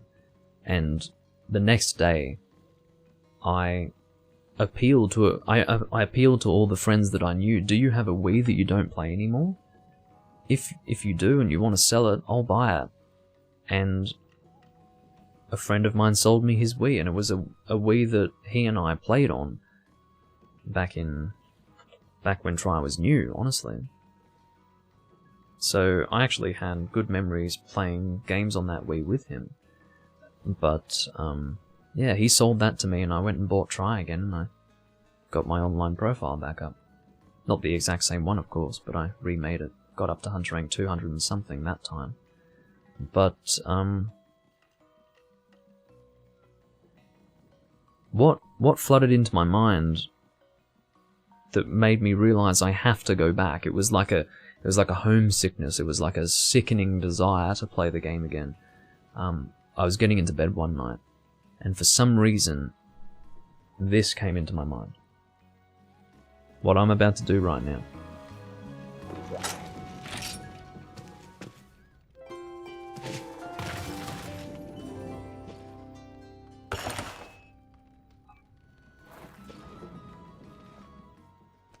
It's probably a bit silly and maybe insignificant, but when I got into bed and that played in my mind, I had this sickening feeling of, why did I ever sell my Wii? Why did I throw that all away? And I said to myself, it doesn't even matter anymore. You have to go back and play it. You have to go and play Try again. And I did that. And then, after I'd gotten up to maybe Hunter rank 100 and something, I heard someone talking about how the servers would be shut down in a number of months, and I was so fucking angry, and I kept playing for a little while, got up to Hunter rank 200 or so, and then as the time drew nearer, I fucking stopped. I was like, that's it, I'm done, I can't do this. And then maybe 3 months later the server shut down, and then about 3 or 4 months after that, I came on again and I realized it was all gone, and I don't know what I did, but I was boycotting 3 Ultimate, I can tell you that much. That's the second wave of nostalgia I've hit you with. Yeah. Well, just thought I'd share that with you, and I'm glad I can share it not just to people who might not really appreciate what the feeling is like, but also to a person who can identify with that nostalgia and really appreciate it. But yeah, that's Try for me. It will always be my favourite video game in terms of what I've experienced. It's not, if I look at it objectively as a game, it's not my very favourite. It's not my favourite Monster Hunter game. It's up there, but it's not my favourite game. Because what I enjoyed most about Try was the community. and the online system, which were not really something that I could attribute to the game's quality. I don't think. There were certain issues with Try. But, yeah, Try was a very special time, and when I come back and play 3 Ultimate, I can really get a taste of that. I can get a taste of what was so special for me in Try. Excuse me. But yeah, I will see you guys when I'm next recording Monster Hunter. I will be doing lots of 3 Ultimate, seriously, not just because Vernon's playing it, but because I'm really in the mood to play it. I've returned, I feel. I haven't returned to Lochlac, sadly. I can't do that because it's not in this game, but one day I will return to Lochlac and I'll do it on camera. Although, I might not do it live, because if I do cry it'll be embarrassing, but when the time comes, and it will be emulated when I return to Lochlac, because that's the only way you'd be able to do it. And that would be a homecoming, let me tell you that. But yeah, I will see you all next time, and I thank you all for watching. Bye bye.